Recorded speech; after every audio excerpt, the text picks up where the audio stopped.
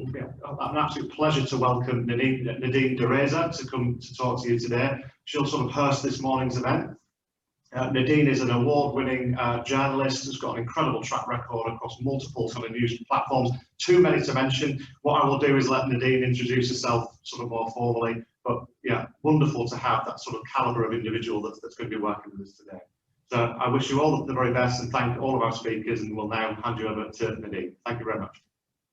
Thank you very much, Andy, and I too would like to welcome you all to the International Business Day at this year's Waterline Summit. And I'm really looking forward to hosting this webinar session on why the world needs the Humber. I love the title. In fact, all week this summit has been really an ideal opportunity to learn more about how the Humber region is working towards a zero carbon economy. Now, over the years, as you just heard from Andy, as a business presenter and journalist for a variety of broadcasters, I've worked in different parts of the country and also all around the world, presenting on every industry sector imaginable. And what is very striking, as we've heard from Andy, is that the Humber region and the surrounding area is a strategically important industrial cluster for the UK and therefore an essential part of the UK economy.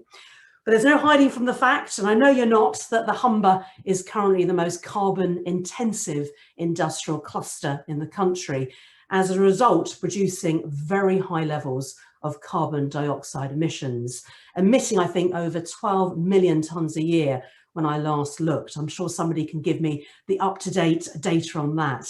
Now, the challenge for the region, as we've just heard, is also very personal, which often helps focus the mind better to tackle the task in hand, because the Humber, as I'm sure many of you already know, and Andy made it very clear, is one of the coastal regions around the world officially listed as being at high risk due to rising sea levels and increasing flood threat.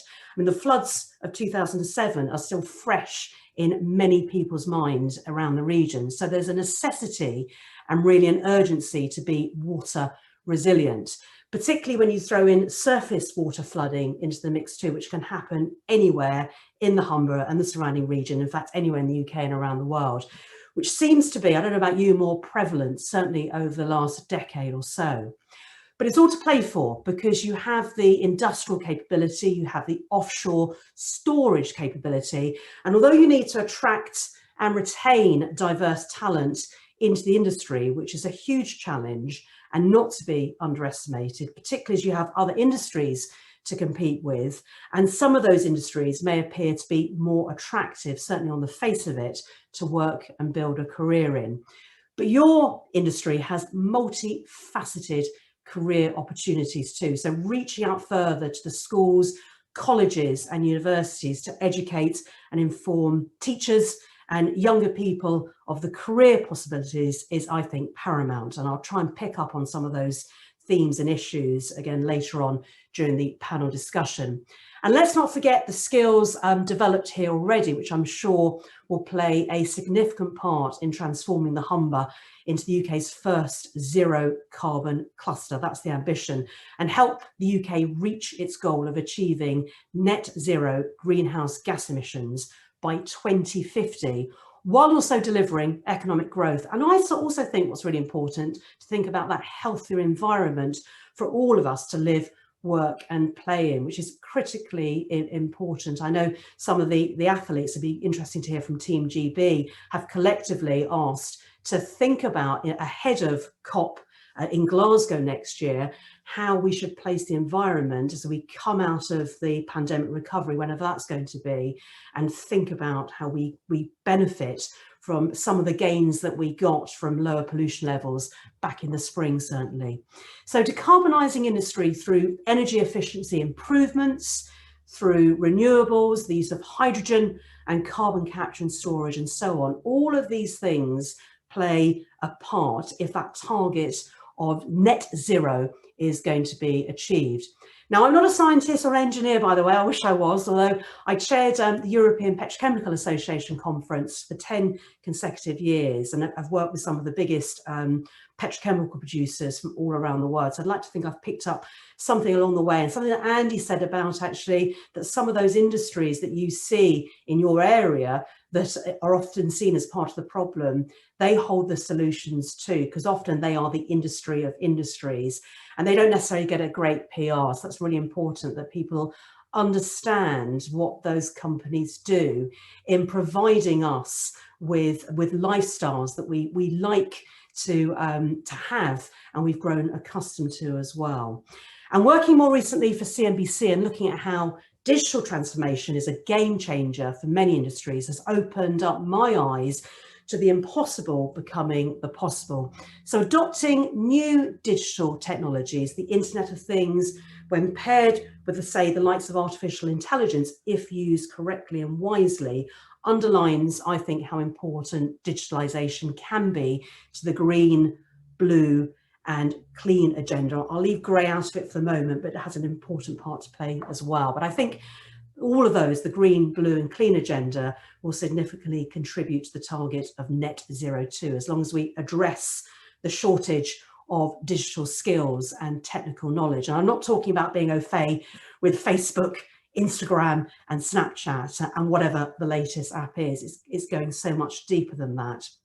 And one of my favourite roles that I've had in life was being appointed as a non-exec director for World Skills when London held the competition. It was for the whole of the UK back in 2011, and it was a 4-year project that I was involved in. And it was really to address the balance of technical and vocational and apprenticeship skills that this country had downgraded over the years, and to reinstate again and really encourage parents who are key influencers on their children's upbringing and education to think about how apprenticeships and technical skills could play a part in readdressing the balance. And I think, we've changed the dial on that, and there's so much more to do. So I applaud those companies, those businesses, those organisations that bang the drum for vocational skills and apprenticeships. More can be done on that. And it's also fantastic to see the University of Hull is one of the event partners at this summit, and in its role can act as a catalyst in pulling together the research, talent, and innovation needed. And I know so many other colleges and universities play their part and their role in this area as well.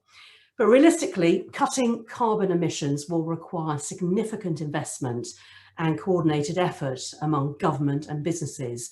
And communities and individuals will need to be on board too. I think one of the speakers earlier on in the week said, listen to those communities, because we've seen how polarizing issues can be. You don't want this to be a polarizing issue. Bringing those communities and individuals on board will help lessen the idea that polarization may be an issue for you when you're thinking about net zero and how to achieve that.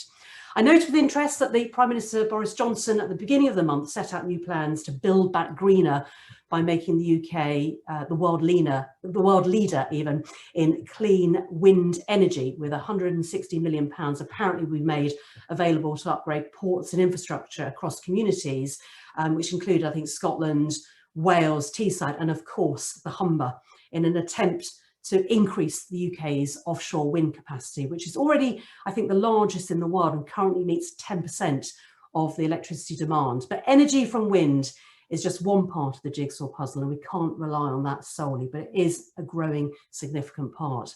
So during this webinar, all the themes of this week's summit, including adaptation and resilience, clean growth, nature-based solutions, and sustainable finance, will be addressed as we seek to learn the role that the Humber must play for the UK and the rest of the world.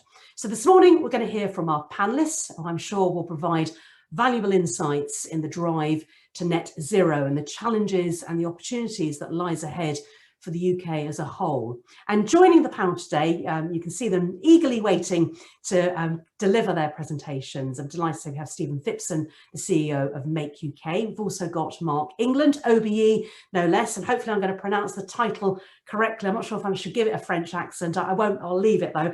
I'm going to call you the chef de mission Team GB, and Lizzie Simmons, who's officially a retired swimmer. I'm sure you still swim, but has represented Great Britain in the Olympics and so much more. And I'll give you an official introduction later on, just before you're about to do your slot. I'm delighted that we've got Liz Barber as well, CEO of the Kelder Group and Yorkshire Water. And later on, fingers crossed, we'll be joined by Andrew Bailey, Governor of the Bank of England, who'll be talking about the sustainable finance piece as well. What I'd really like you, the audience, to do is actively participate throughout this event by submitting questions, comments and thoughts in the Q&A function box. And I'll be asking some of your questions and comments during the panel discussion. Now, we've integrated a voting system into the back end of Zoom, which means if you like a question by another delegate, an audience member, the question is more likely to move up the leaderboard and get asked by me. And it will give me a real temperature check as to, what's important to you.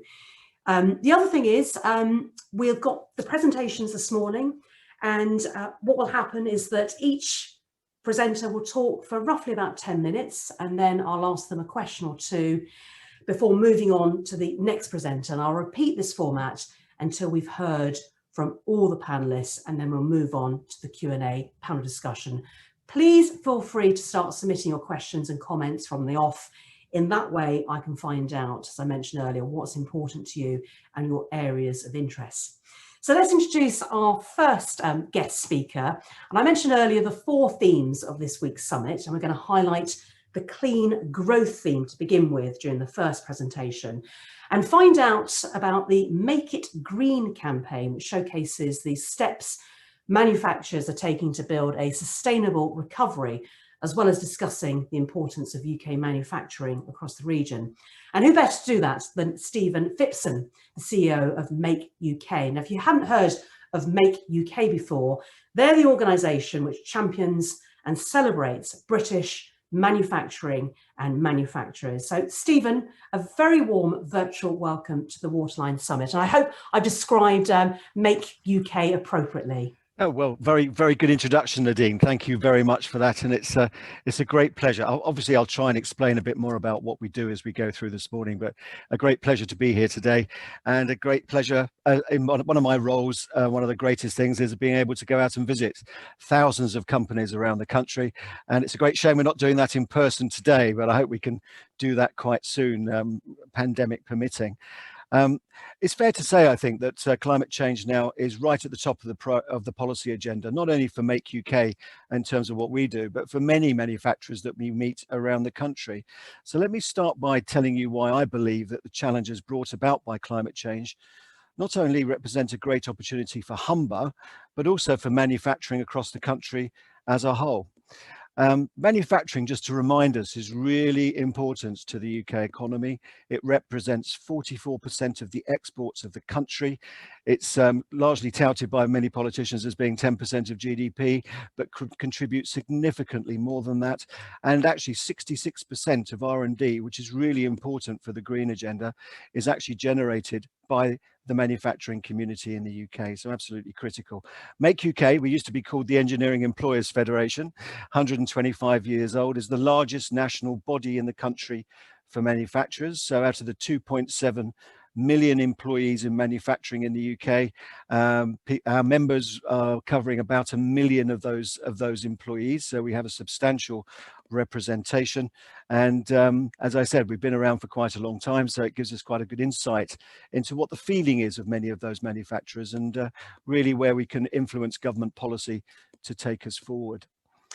Yorkshire and Humber together, if we look at our overall statistics, generate about 14% of the total output for the manufacturing sector in the country. And there are nearly around 300,000 jobs which are allocated as manufacturing jobs in the region. Humberside, of course, is an export highway for Northern England, with major traditional businesses such as chemicals, oil and gas, sitting alongside, as we've heard this morning actually, cutting edge industries such as offshore wind, energy production, and also biomass handling, which is quite important to this agenda.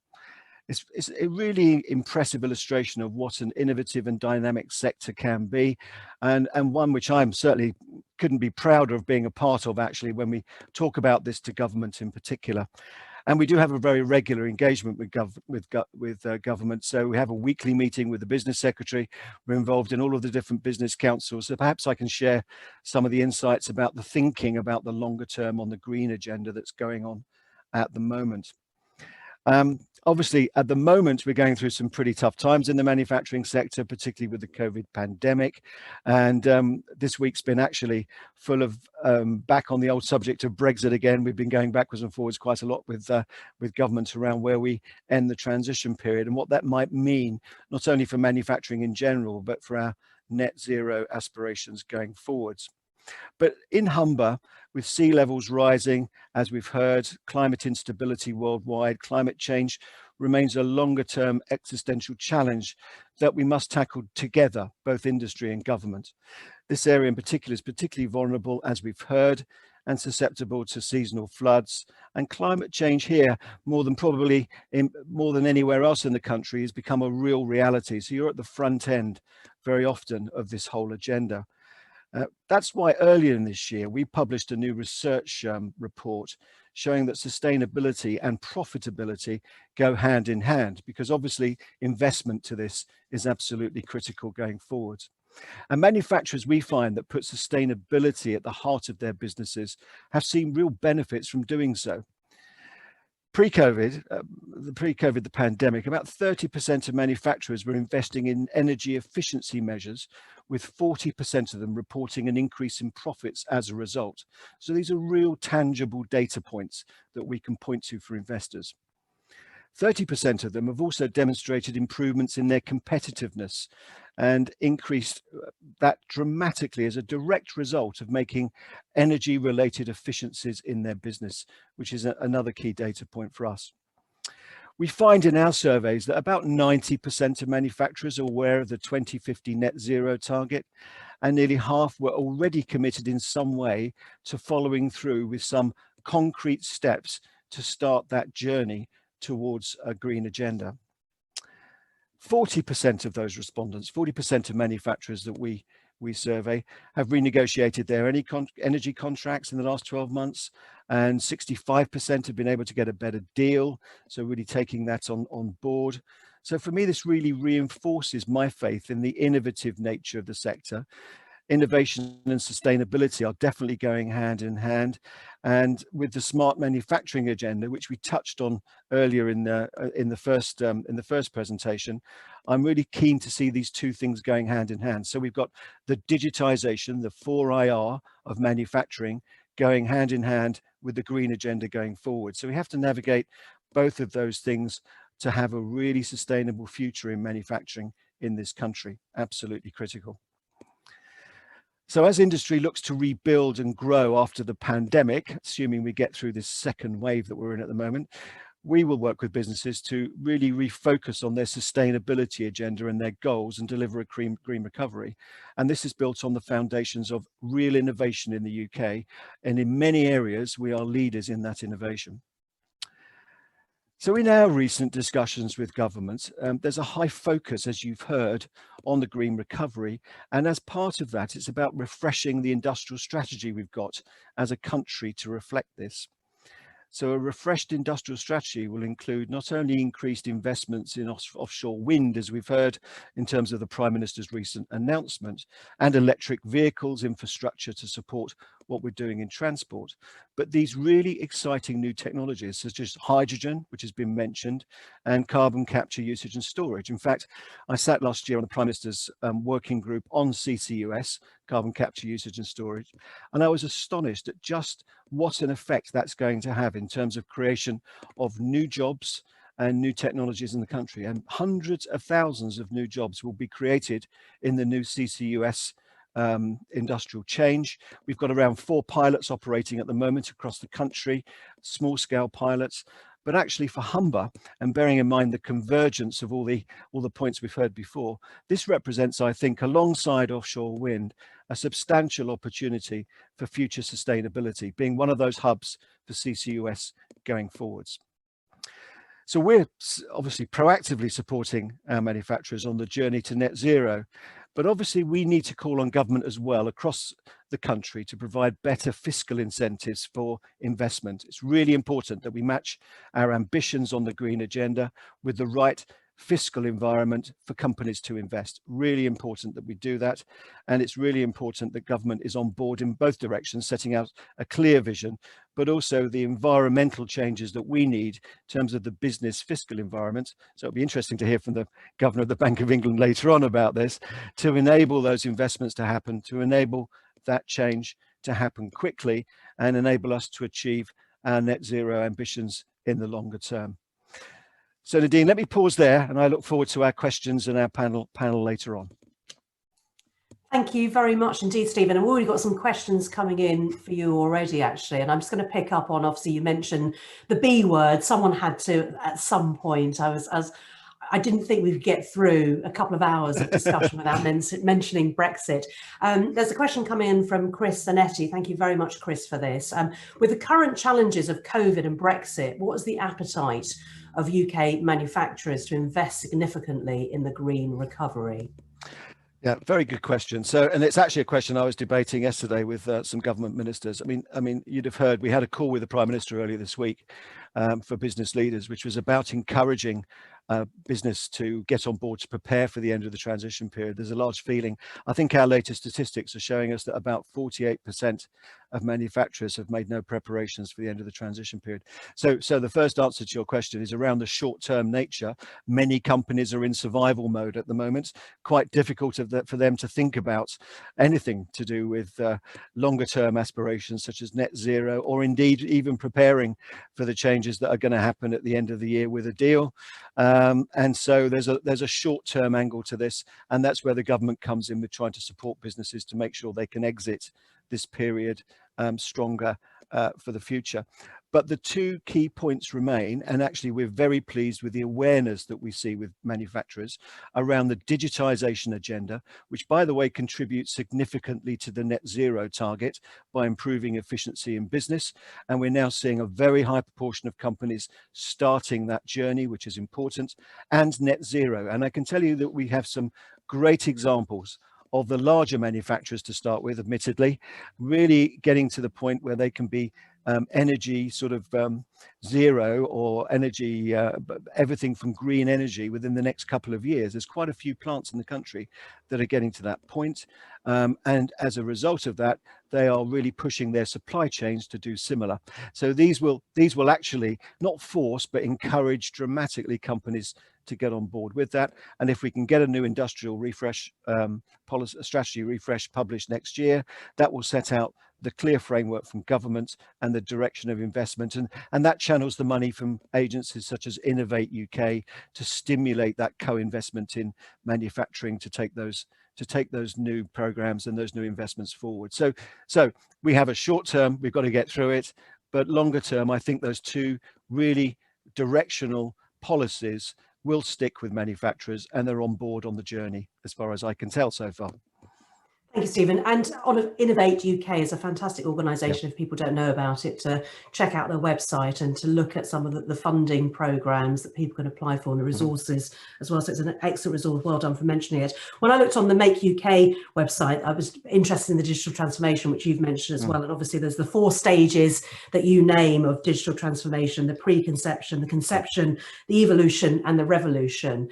Those larger companies that have deeper pockets and can get consultants in or have the internal staff to understand what it takes to digitally transform a business and to get the benefits of it is great. But there's those SMEs that are often left straggling to know, oh, it is, Nadine, absolutely. The knowledge, don't know how to tackle it, and don't know where to start, and are busy running so many different roles within their own businesses. So how can we encourage more SMEs maybe to come on board with the digitalisation programme? So we have a programme which is co-funded by the government. It's called Made Smarter.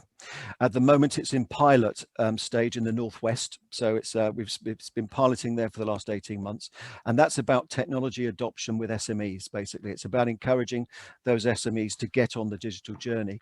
There was an announcement from what's called the Industrial Strategy Challenge Fund that was made by the Minister 2 weeks ago for another 300 million to be put into the Made Smarter programme to start really starting rolling that out next year as a national programme across the country.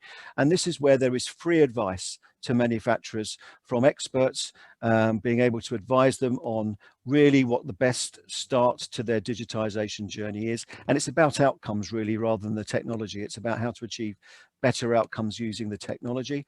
And then there is money available through, as you said, Innovate UK to co-fund investment projects in your business. So worthwhile checking out the Made Smarter website. Take a look at that. And the other thing I would point, the other area I'd point manufacturers to are the catapults. So if you look at the High Value Manufacturing Catapult in Sheffield or the MTC in Coventry, these are great resources to start understanding what that journey looks like and how it can benefit your business as an SME. And the last point I make on this is that many small companies worry that this is a great big investment. They turn up at the MTC in Coventry, which is a fantastic facility. It's all glass and chrome. They all say, well, it's not for me. It's going to cost me far too much money. But I can tell you the best results from this are people spending £500 or £600 on sensors on their CNC machine tools and doubling their productivity within 4 weeks. They are amazed at the results of implementing this type of technology. And so I think that's a really important message, that it doesn't cost a lot of money to get on the journey, and there's lots of help available to do it. Thank you very much, Stephen. And there's loads of questions coming in for you, Stephen, as well. So we'll keep those until later on. Okay, thank you indeed. Okay, well, let's move on now. Thank you again, Stephen. Do remember to please keep your questions and comments coming in via the Q&A tab, which I can see you're doing already. So thank you very much. But carry on doing that. The more the merrier. We're now going to shift focus onto the adaptation and resilience agenda and get an insight into how Team GB adapted to the postponement of the 2020 Summer Olympics in Tokyo due to the impact, of course, of the coronavirus pandemic, with the Games now taking place in 2021. I'm delighted to say that we're joined by Mark England, OBE, who has the cool title of being Chef de Mission of Team GB. Mark has also brought along Lizzie Simmons, who's in her own box. I said to Lizzie earlier, I didn't know whether they'd be sharing a box, but she's in her own room, in her own right here, who you may know was formerly a swimmer and has represented Great Britain in the Olympics, the FINA World Aquatics Championships and European Championships, and has also represented England in the Commonwealth Games. And Lizzie is from Beverley, a town within the Humber region, and is also Vice Chair of Team GB's Athletes Commission. So a very warm welcome to both of you, and over to you, Mark and Lizzie. Thank you very much, Nadine. Good morning, everybody. I'm going to share my screen, so hopefully just bear with me while I pick up some of the slides that we'd like to show. So hopefully everybody can see that on the screen, and Nadine kindly pointed out that our contribution today is around adaptation and resilience, and it does come from a Team GB and also an athlete perspective, and we're delighted to be here. But can I just say, although I kind of walk around in Team GB kit and all the rest of it, which is a bit of a con when I have people like Lizzie on the call with me, but I'm actually a economic history graduate from the University of Leeds. And I just wanted to thank Andy Parkinson for his introduction. And every day is a school day, isn't it? And I learned so much in that 5-10 minutes from Andy this morning about the Humberside region, about the challenges that you're facing, which I have to say, cocooned in a kind of a Team GB athlete world, I was unaware of. So, you know, it was really, really interesting. So thank you for that, Andy, and also thank you, Nadine, for your kind words. We're delighted to contribute on the adaptability and resilience theme. And as Nadine pointed out, it was something extraordinary happened this year. And that was on March the 24th, and it was unprecedented that the International Olympic Committee and Tokyo 2020 Organising Committee postponed the Games. It was unprecedented. That has never happened in the history of the Olympics previously.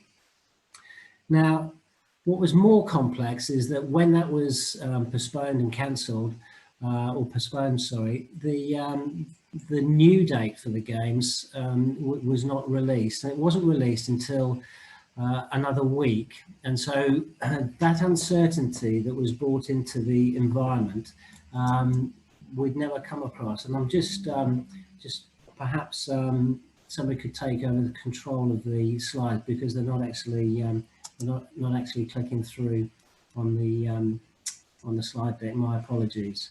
I don't know whether somebody can. Thank you. Thank you. If you just leave it on that one just for a moment, thank you. So that trigger for adaptability, and Team GB and the British Olympic Association have always been, I would say, resilient and a very capable organisation in meeting challenges. We have to operate in some very difficult environments throughout the world. South Korea for the last Olympic Winter Games, China in 2008 for the Olympic Summer Games, and the Olympic Winter Games is returning there in 2022. And the challenges of the first Olympic Games in South America in Rio de Janeiro, where we were extraordinarily fortunate to come second in the medal table and beat 1.3 billion people from China into second place. We've always been adaptable and resilient, but this one stretched us with only 60, the cancellation of the games or the postponement of the games was only 16 weeks from when they were meant to take place in July 2020. And it's an event that's watched by 3.8 billion people. It's 50% of the world's population that engage with the event. 1.3 billion people tune into 100 meters final, for example. So it's an extraordinary, it was an extraordinary decision that had to be made. And we were faced with some particular challenges around that adaptability. And out of necessity, we had to be agile, we had to be flexible, and we had to be resilient in our capability. And if I could just have the next slide, please. And if you see the bottom of that slide, given the pandemic that's been referred to, we had to frame that in an environment where we're a small organisation of just over 50 people. We had to furlough, or we furloughed over 60%. So we had to choose. We had to choose a group of staff who could deliver a significant number of actions within a very, very short space of time. And that short space of time was approximately 2 months. So we had to pick a team that was capable of dismantling and then rebuilding 7 years of work, probably in about 10 weeks. And that included renegotiation of all of our contracts, 6,000 miles away without being able to travel, in 2 Japanese cities, Yokohama and Tokyo. We had to choose a team who were capable of renegotiating all of our contracts with all of our partners and sponsors. Those were to terminate, or the majority of them were to terminate post the Olympic Games this year. So we had to renegotiate those to August 2021, or the back end of 2021, to allow us that financial security and stability to continue with our planning. And I'd just like to say within that, and that's part of our contribution today, and we're delighted to be in partnership with the University of Hull, who've done some fantastic work to us, for us already, just on the identity of Team GB. Their researchers have been engaged in that. And I can see that as we move forward to Paris 2024, as that dovetails into the Paris Agreement for climate change, we can lean heavily now on Hull University, I think, to guide us and support us and help us in that. But you can see also that we had to renegotiate, and it's interesting, the last speaker about manufacturing and about business, we had to renegotiate with companies who were also struggling. So, for example, we had a contract with British Airways. British Airways, as everybody knows on the call, has been in some financial difficulty over the last 6 months with the travel restrictions and so on. So they are one of our key partners with 2,500 flights booked through them. And so we had to also ensure that we had to communicate regularly and accurately and factually with a group that are critical to the Olympic Games, the athlete cohort, as their training was impacted, their team training was impacted, the government guidelines around returning to training was important to follow. And the big unknown for 43% of athletes across the globe is that they don't know when they can qualify for the Olympic Games next year. So broadly, 60% have qualified, broadly 40% have not qualified. And the travel restrictions are making that extremely acute. I think it's probably fair to say that in March of this year, as the Games were postponed, there was a view that it's a cold weather virus and that it would peter and die as the months changed and the seasons changed. That's clearly not the case. So we're now faced with the complexity of traveling to Japan next year with a view that it is extremely likely that we will be in a COVID environment. And for those, I mean, you know, the people on the on this webinar will know over 40,000 school children at home today because of COVID impacting. Universities, obviously, a lot of talk about their operations. Well, you can just imagine what that is like in a very confined Olympic village with nearly 20,000 athletes and support staff, a dining hall that seats 5,000 people. So we're working through those proposals extremely carefully, and I'm part of an IOC Tokyo 2020 working group. So I'm delighted that I'm being joined by Lizzie Simmons, who will take an athlete perspective. Lizzie, not only a double Olympian in her own right, but is also world, European and Commonwealth medalist, and as Nadine pointed out, from the Humber region. So next slide, please, and over to you, Lizzie. Thanks, Mark. I think today I want to talk a little bit about the athlete mindset. That's, you know, where my experience is firmly rooted. It's perhaps never felt more important for us as individuals and as organisations to be able to adopt a resilient mindset. And elite athletes are absolutely renowned for their ability to withstand setbacks. So injuries, deselections, postponed Olympic Games now. And in fact, athletes have a well-deserved reputation for staring adversity in the face and refusing to flinch. But is mental resilience a skill that athletes just happen to be born with? Or is it a skill that we are intentional about building? Now, I've thought a lot about this topic since retiring from the elite sporting scene. I don't think that resilience is innate, and I don't think that it's just an outcome of going through tough times. I do think that you can build your mental armory in a proactive way during rain or shine. So if you can just click onto the next slide, I want to start to give 3 insights into the world of elite sport, the way that we look at the world as athletes, and hopefully also give some practical learnings for anybody wanting to build a more resilient mindset. So first of all, if we could just click on 1, control the controllables. Now, sport, like many areas of life, is judged on outcomes and results. And yet, as an athlete, you have very little control over the outcome. So very little ability to influence the performance of your competitors, whether or not your performance on the day will be good enough for a medal, say. So focusing on outcomes and end results, or obsessing about those things, is quite stressful, and it's ultimately a waste of energy. So instead, as athletes, we become trained at focusing on the process, the effort being put in, the execution of the race, the way we respond to a mistake mid-game, the things that we can control. I heard a brilliant line from Sir Chris Hoy the other day saying that when he won his first Olympic gold and crossed that finish line, he didn't know what to do. He hadn't planned that far ahead. So all of his prep, all of his visualization had been about execution, had been about the process. Winning gold was not under his control. Putting the best performance that he could on the day was. Now, there are so many things in our landscape right now, and we've discussed some of these already this morning, that we can't control. A pandemic, just to name one of them.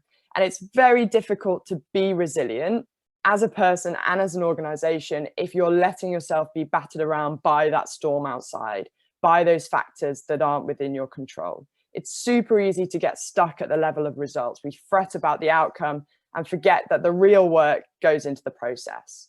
And going back to Mark's point about the adaptability of Team GB, well, nobody, least of all, would have wanted a pandemic to postpone an Olympic Games. But when it happened this summer, it would have been wasted energy for the athletes to sit there and obsess about what could have been. So it was back to the mantra, what can I control here? Stay calm, adjust the plan, reapply this year's ambitions and project them through to next summer. So the real question for everybody here is what can be controlled in your environment? And perhaps more importantly, are you expending valuable energy thinking and stressing about factors that are out of your control? The second concept, if you could just click on a couple, the second concept is a survive versus thrive mentality. Now, some people have huge life-changing challenges, and I won't pretend that mindset is the answer to absolutely everything. But for many of us, the everyday grumbles and challenges, setbacks and disappointments, this year maybe more than ever, it's all too easy to let our circumstances define us, when the truth is that we have a choice in the way that we respond to adversity. We can choose to see it as an insurmountable hurdle, a problem that can't be fixed, in which case we adopt a victim mentality, retreat, and let our circumstances defeat us. Or we can rise. It's as simple as that. We can say, this isn't ideal, it isn't what I expected or wanted, but it's happening, and I accept that, and I choose to rise to it. And this mindset becomes incredibly empowering because it ultimately gives you ownership and agency over your interpretation of a situation, no matter what it looks like on the face of it. And this isn't just, you know, a stoicism approach. This isn't just saying we've got to be tough, we've got to ride it out. It's a step above that. It's truly finding a way to thrive, to pivot and grow, to become better somehow through this adversity than you were before. Now, athletes are always looking for competitive advantage. We become really geeky, embarrassingly geeky, about how we can exploit our playing conditions and respond better than the rest of the field. Every athlete in the world right now has a delayed games to deal with. Some will be defeated by that. Others will rise and thrive. And when you view adversity through this lens, you can suddenly see how the challenge becomes exciting and energizing. It's an opportunity rather than a stressful and demoralizing obstacle. And I think that's a nice way of looking at our challenges with the environment right now too. It sometimes feels, at least to me, like we're in survival mode a little bit. And it's amazing to see people and organizations step up into that thrive mode. And then finally, the dreaded F word, failure. Now, in our culture, failure is such a negatively charged word. And whilst sitting in your comfort zone might mitigate the risk of failure, it also vastly decreases the chance of achieving anything great. Now, innovation in any area of life requires risk, and some of those risks aren't going to pay off. Now, this is absolutely the case in sport. Athletes are continually pushing the boundaries of their potential, honing skills, testing mindsets, trying new ways to build strength and endurance and power, trying to find that competitive edge. You cannot sit still in sport because your competition sure as hell won't be sitting still. But with this mindset of continual growth comes the risk of failure. Some of the things that you try will not work out. And learning to navigate failure successfully is one of the greatest and hardest skills that an athlete can learn. It's so easy to take it personally, to take it as a hit to our pride and ego when we don't achieve what we think we're capable of. We fall into that classic trap of linking our results with our self-worth, of conflating the two. The scoreboard becomes a judgment of character. Certainly something that I struggle with in my own career. Try coming forth at a home Olympic Games. Now, the reality is that we're not our failures. Your performance in any field is a measure of your ability on the day with a little bit of luck. And the most successful athletes, the most resilient athletes, in my mind, are those who are able to separate themselves from their results, those who are able to build a view of themselves that's based on principles and values and behaviors rather than scoreboards, salaries, and Instagram likes. And if you can do this, then you can view failure objectively. You can learn from what went wrong. You can learn how to do it differently next time. Ultimately, you can see it as nothing less than a really crucial part of your journey towards success. And it feels to me like the world is at a tipping point on a lot of different issues at the moment. And we do need to bring communities together to innovate and find solutions that make the planet a better place for everybody. But to do that, we also need to embrace the tests that don't work out. As Andy said at the beginning, using the Humber as a test bed. We need to iterate and learn, move on until we find sustainable solutions that work globally.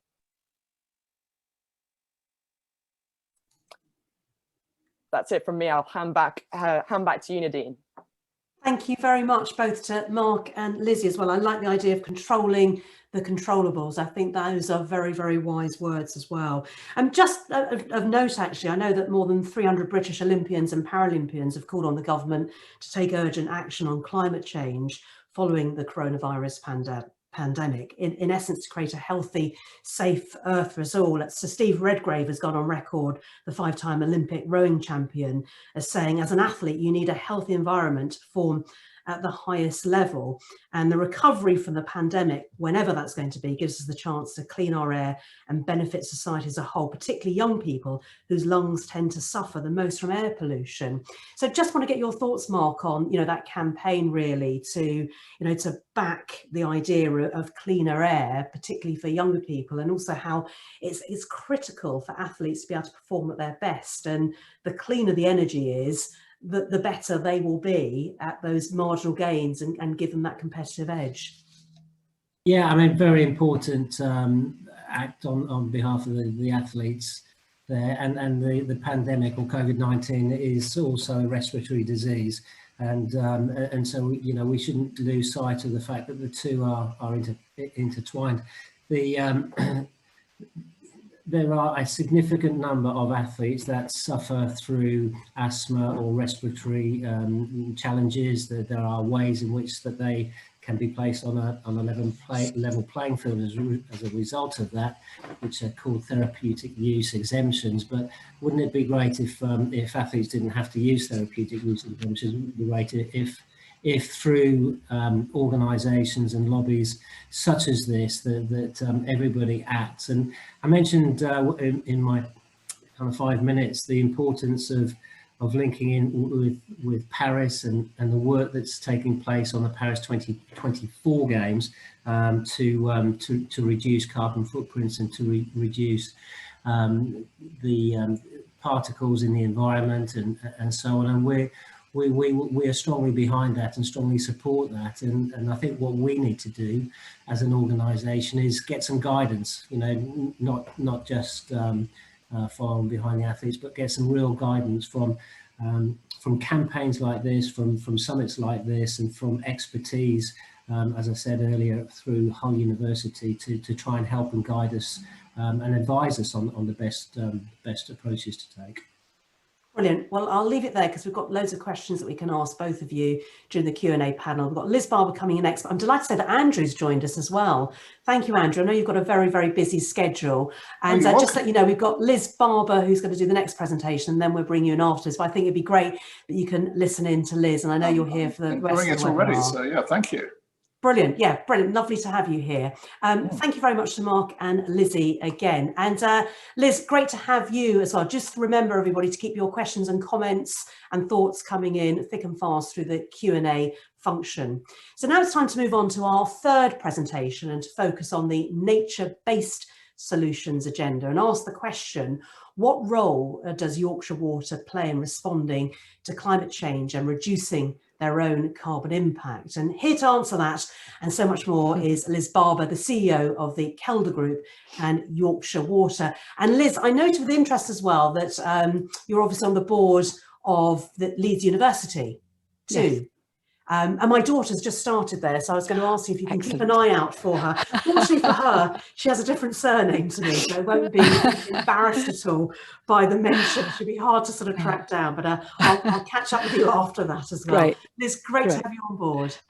Thank you. Thank you. I was just listening to Mark and Lizzie talk about resilience. And when we sit back and think about what we do at Yorkshire Water, we provide essential clean water and wastewater services all day, every day for 5 million people in Yorkshire.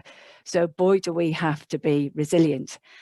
And over the past few years, we've been sitting back and thinking about what does that mean? Because we can't carry on running companies the way we always have without mindfulness around impact on those around us, and carbon has to be at the centre of that.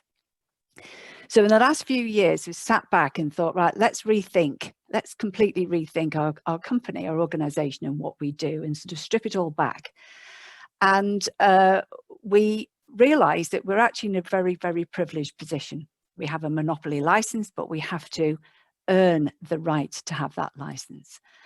And we identified that we kind of have three personalities in the water, or we need to have three personalities to be resilient in the long term.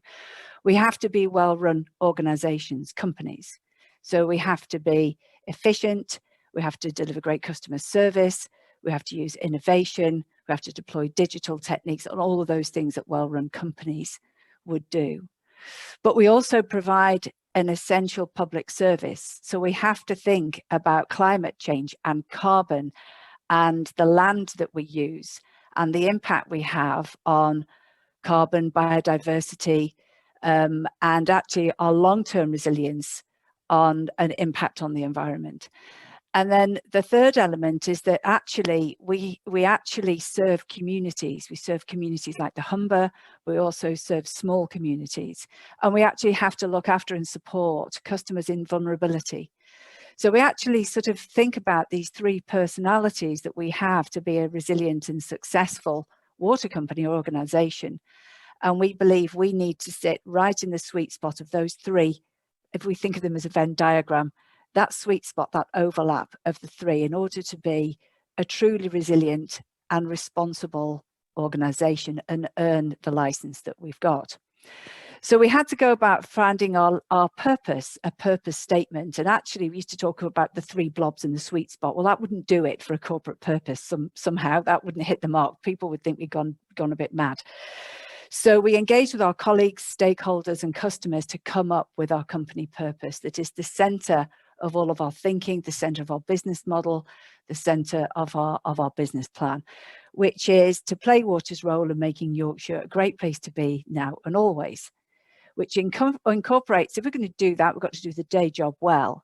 But we actually sit in the water sector between the environment and society, and we're right in the middle of that.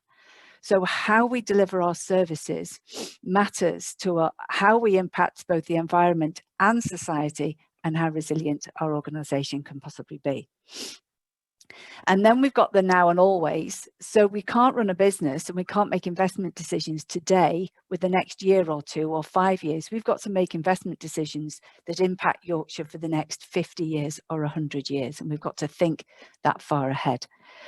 So I'd just like to bring sort of this to life really about what we've been doing and how that plays in particular, because this is a discussion about the Humber and the Humber region.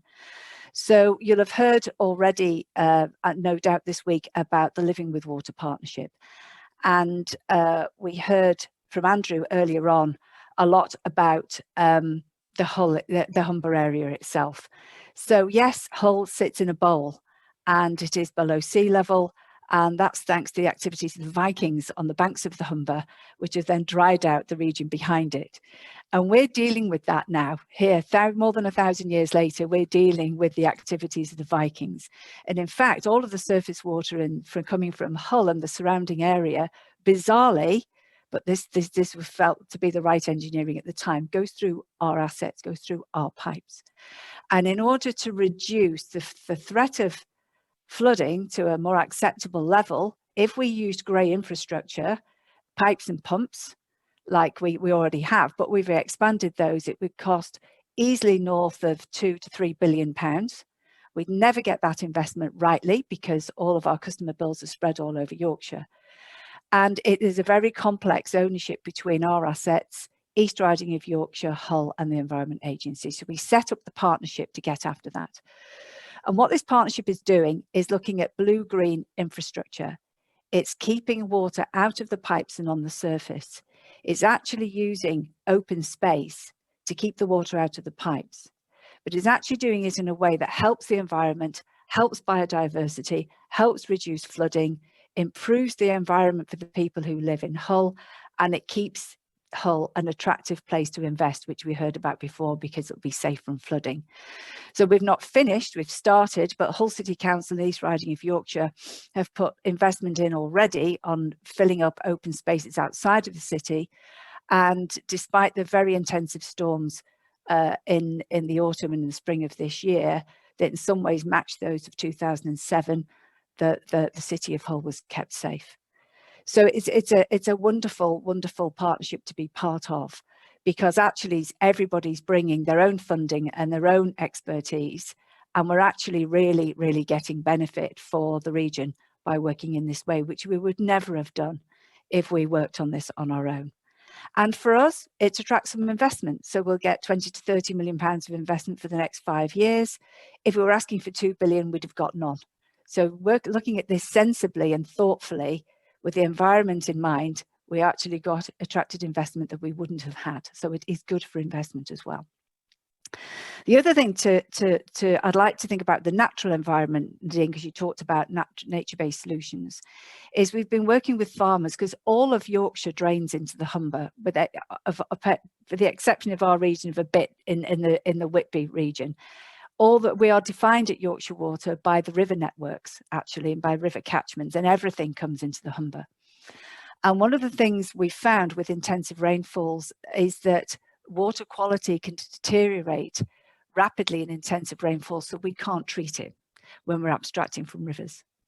So we've been working with farmers in the Humber region to work with them around use of cover crops. And I won't bore you with the science around the cover crops, but actually by working with them differently, by them planting crops in a different way and farming differently, and we're working with 40 farmers in the region to do this, we've had amazing results in carbon capture, productivity, capturing nutrients, and more importantly to us, they're not using slug pellets or metaldehyde that comes through the drinking water and is very difficult, very expensive, and very carbon intensive to take out. So for us, working with those in this food supply chain, we've partnered up with Birdseye, and actually some of the brewers are involved as well. By looking at food supply as part of the wider food chain, we are improving the water quality, the farming productivity, and the carbon capture and nutrient capture in the Humber region.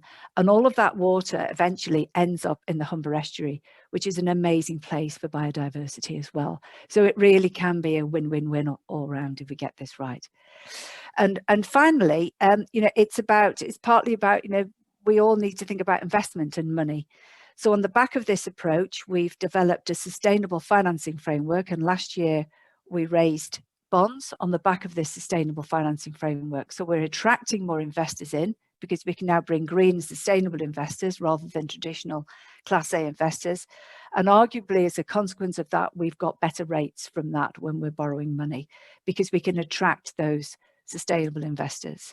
But also we're now talking about through our land anchor network, we're the second largest landowner in Yorkshire, and we've pulled together an anchor network of other landowners to work their land responsibly, but we're actually going to try and set up the first true carbon trading platform within Yorkshire, which would be very exciting. We're looking through the green recovery to attract funding for that. And also through the post-COVID green recovery, we're looking to see if we can accelerate work in an area of digital, which will allow us very rapidly and very accurately to detect leaks. And actually this is in Sheffield, it's not in the Humber, but actually we could bring this across Yorkshire, very rapidly detect leaks, but we need to work in partnership with the network organisations. We can't do this on our own, and actually broadening the thinking that actually we can work with Sheffield to turn Sheffield into a smart city, because you said, Nadine, earlier on, digital is about working completely differently, and it does allow you to provide more resilient services and reduce costs, and most importantly, reduce carbon. So it does actually, working in this way is not just about doing good, it's about keeping us resilient in the long term, but it's also about reducing carbon heavy investment and keeping services resilient. Thank you very much, Liz. It's very interesting how, your time frame that you're working in, 50 to 100 years, that concept is alien to so many businesses. And obviously we'd like to encourage, having been a London markets correspondent many, many years ago, when we're always looking at quarters, and in fact you're looking at 50 to 100 years ahead. It's really interesting actually, because when you look on your website, it talks about that people take for granted that Yorkshire Water provide clean water and sanitation every day for over 5 million people. So I'm just wondering how, the COVID pandemic has altered your finance and long-term thinking plans, if at all, when you're trying to balance keeping customer bills low, that's if customers can afford bills at the moment, and deliver the level of service that people expect and value while still investing for the future? And it sounds like you've got so many fingers in different pies when it comes to projects. So how do you balance all of that to come out the other side? We actually used the purpose thinking around our impact on Yorkshire as we went into COVID. And also we have a vision of putting people at the heart of everything we do. So that's customers and our colleagues, really. And it was actually, we launched our new purpose and vision just before the COVID breakout. And then, of course, we went into crisis management, you know, having sort of crisis management meetings, you might imagine, because we had to keep things going. But that thinking shaped our thinking and how we responded to COVID. So we actually wanted to make sure, given that, you know, furloughing for us was off the agenda, you know, why would we ever go to the government for support when we're actually billing customers? So furlough was off, and we decided, you know, very early on, we needed to make our colleagues secure. So we actually got people out of offices, but we also made sure that our colleagues in the field had really good PPE and that we got all the appropriate social distancing so they were kept safe. We also realized that lots of our colleagues would be anxious about pay. So we paid the bonus a year early for our most of our colleagues, not management, you know, but for our frontline colleagues, got the bonus a year early to help them through leaner times if their partners were losing their jobs or on furlough. And we ramped up mental health support, which we do anyway, occupational health and mental health support for colleagues who were feeling low or trapped at home, because we're all still at home. And we also provided interest-free loans for colleagues who were finding it a bit financially tough as well. So the big focus on keeping colleagues feeling as secure as they possibly could in a very, very difficult environment. And our focus was also on Yorkshire, going back to that purpose. So we made sure that customers were very aware of the vulnerability schemes that we have for those who are struggling to pay. And we've extended those and sort of really pushed those out hard so customers know they can come to us in times of difficulty. And also it meant that we had to play our part in Yorkshire. So we're part of the West Yorkshire Recovery Board, but also we're working very hard to play our part with Green Recovery to actually attract investment in to do the sorts of things we talked about a moment ago around keeping, you know, about carbon and digital approach, because it actually keeps the economy going, keeps jobs going. We also actually were determined to keep our partners safe who were working on our significant capital program. We had to keep them safe, but then we had to keep it going. So all that, you know, we just had to keep it as business as usual, keep people safe, keep business as usual, but be very mindful about the impact that we have and the benefit we can have in a COVID world. And Liz, you mentioned about one of the projects working with farmers and looking at, you know, the food supply, particularly because of the quality of water has deteriorated, as you pointed out so eloquently. How do those kind of projects come about? Who is the initiator here? Because, you know, you're working with businesses, you're working with farmers of all different sizes and shapes as well, but to produce an end result which has, you know, significant and positive outcomes, because it's important that, you know, the food supply chain is secure and reliant, and we trust our food as well. So how does that come about? Well, what we found is that I would say the Living with Water partnership was the harder yards, because we had to work harder to get that going. But now we've seen within Yorkshire Water the benefits that has given. And we've encouraged this through the purpose and the culture of the organisation. People are, I would say there are lots of people in our organisation that have got these conversations ongoing, but suddenly we've created the conditions for them to be brought forward and thrive.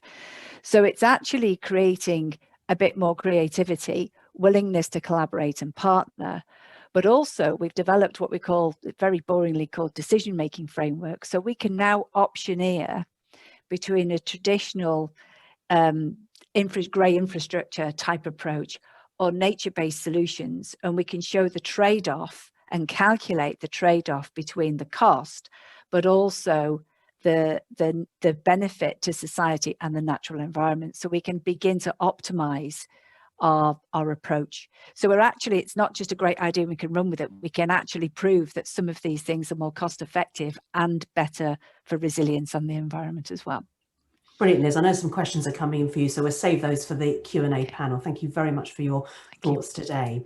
Well, I'd like to say for our last speaker, as I mentioned earlier, Andrew Bailey has joined us on the call and is going to be with us for the rest of the webinar. So we've covered 3 of the 4 key themes so far: clean growth, adaptation, resilience, and nature-based solutions. And now it's time to put the spotlight on the 4th one, sustainable finance, and in particular, the importance of a sustainable financial system and how it can amplify the impacts of climate policies and accelerate the transition to a low carbon economy. And I'm delighted that joining us for the International Business Day on the Waterline Summit is none other than the Governor of the Bank of England, Andrew Bailey. Thank you, Andrew, so much for joining us, and looking forward to hearing your thoughts around this. And of course, please do keep your questions coming in. It's not many times you can say you've got the Governor of the Bank of England joining you on a webinar, so let's make the most of that. Andrew, welcome to you. Well, thank you very much. And it's a real pleasure to be involved. Actually, I've been fascinated listening to the conversations just beforehand, and it's a real pleasure to be involved. Of course, I wish I was actually with you. I mean, this is the next best thing, as you say. The webinar is the next best thing, and we're having to get used to that. And it's really great to see the determination and innovation to keep the momentum of the campaign I know you've got on climate change and applying that change going, and really catalysing change in the Humber towards a net zero economy. So congratulations on the record of change already. And as you say, I'll talk a little bit about the financial aspects of this and how that all fits together. And I know that this week was planned, I think, as originally to be the part of the countdown to COP26, the major international climate change event that would have been held actually just coming up in November in Glasgow. So for obvious reasons, that's had to be delayed by a year. But I think it's important that actually that means we've got more time to make progress ahead of COP26 and make it an even bigger event and an even bigger success for the UK. So we're very much still on the path to COP26. And I just want to start actually by recognising the huge amount of work that my predecessor, Mark Carney's done in that realm. Mark isn't just a world leader, he really is the world leader in climate finance. And he set up the Bank of England to play a very big role in that, and I'm delighted to take that role on. He's a real driving force now, actually worldwide, in the area of climate change and finance. And we at the Bank of England are certainly fully committed to this work, working closely with Mark and the team he has now. Now, I want to start by saying, because one of the difficult things, obviously, it's very sadly, COVID has dominated this year. And we had to make a very hard choice in the spring, when it was essential that the Bank of England stepped up quickly and played its role in supporting and providing finance to businesses in need alongside the government. And that presented us with a very hard choice, a very difficult choice. Should we take that opportunity to really attach climate-related criteria to the financial support we were providing or not? And we didn't, actually. And I want to just explain why, and then more importantly, what we do next. And the reason we didn't was because at that point in time, it was really people's jobs, people's livelihoods, and the future of businesses that was at stake. And I didn't feel it was appropriate that we said, we started, if you like, sort of choosing between businesses on that basis. But that was then, and that was important that we did that at that time. But now we must look forward now, and it's not easy in the current environment, but it's excellent that events like this are doing just that. And I say that because we need to emphasize everything we can do to tackle the big risks we face, and of course, and act early on them. And of course, climate risk is very much one of those. It is going to be with us after COVID is with us. We don't know how long COVID is going to be with us. I'm afraid we have no wisdom on that really at the Bank of England. But I think I'm afraid it's a truism that climate is going to be still with us and still there to be tackled. And while it was therefore necessary to do what we did earlier, in thinking about the recovery, is what I want to talk about, from what is the deepest recession we've had in a very long time. In fact, we don't know how long until records began, really. I think it's very important that we take that opportunity to address climate change as well at the same time. Now, there are huge commercial opportunities attached to climate change, and you're already demonstrating that in the work you're doing around the Humber.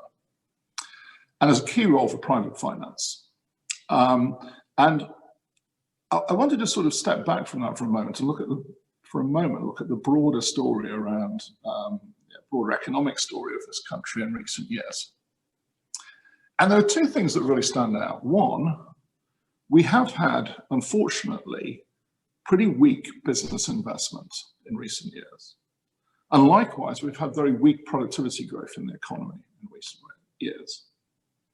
And I say that because we need to change that in the recovery, change both of those things in the recovery.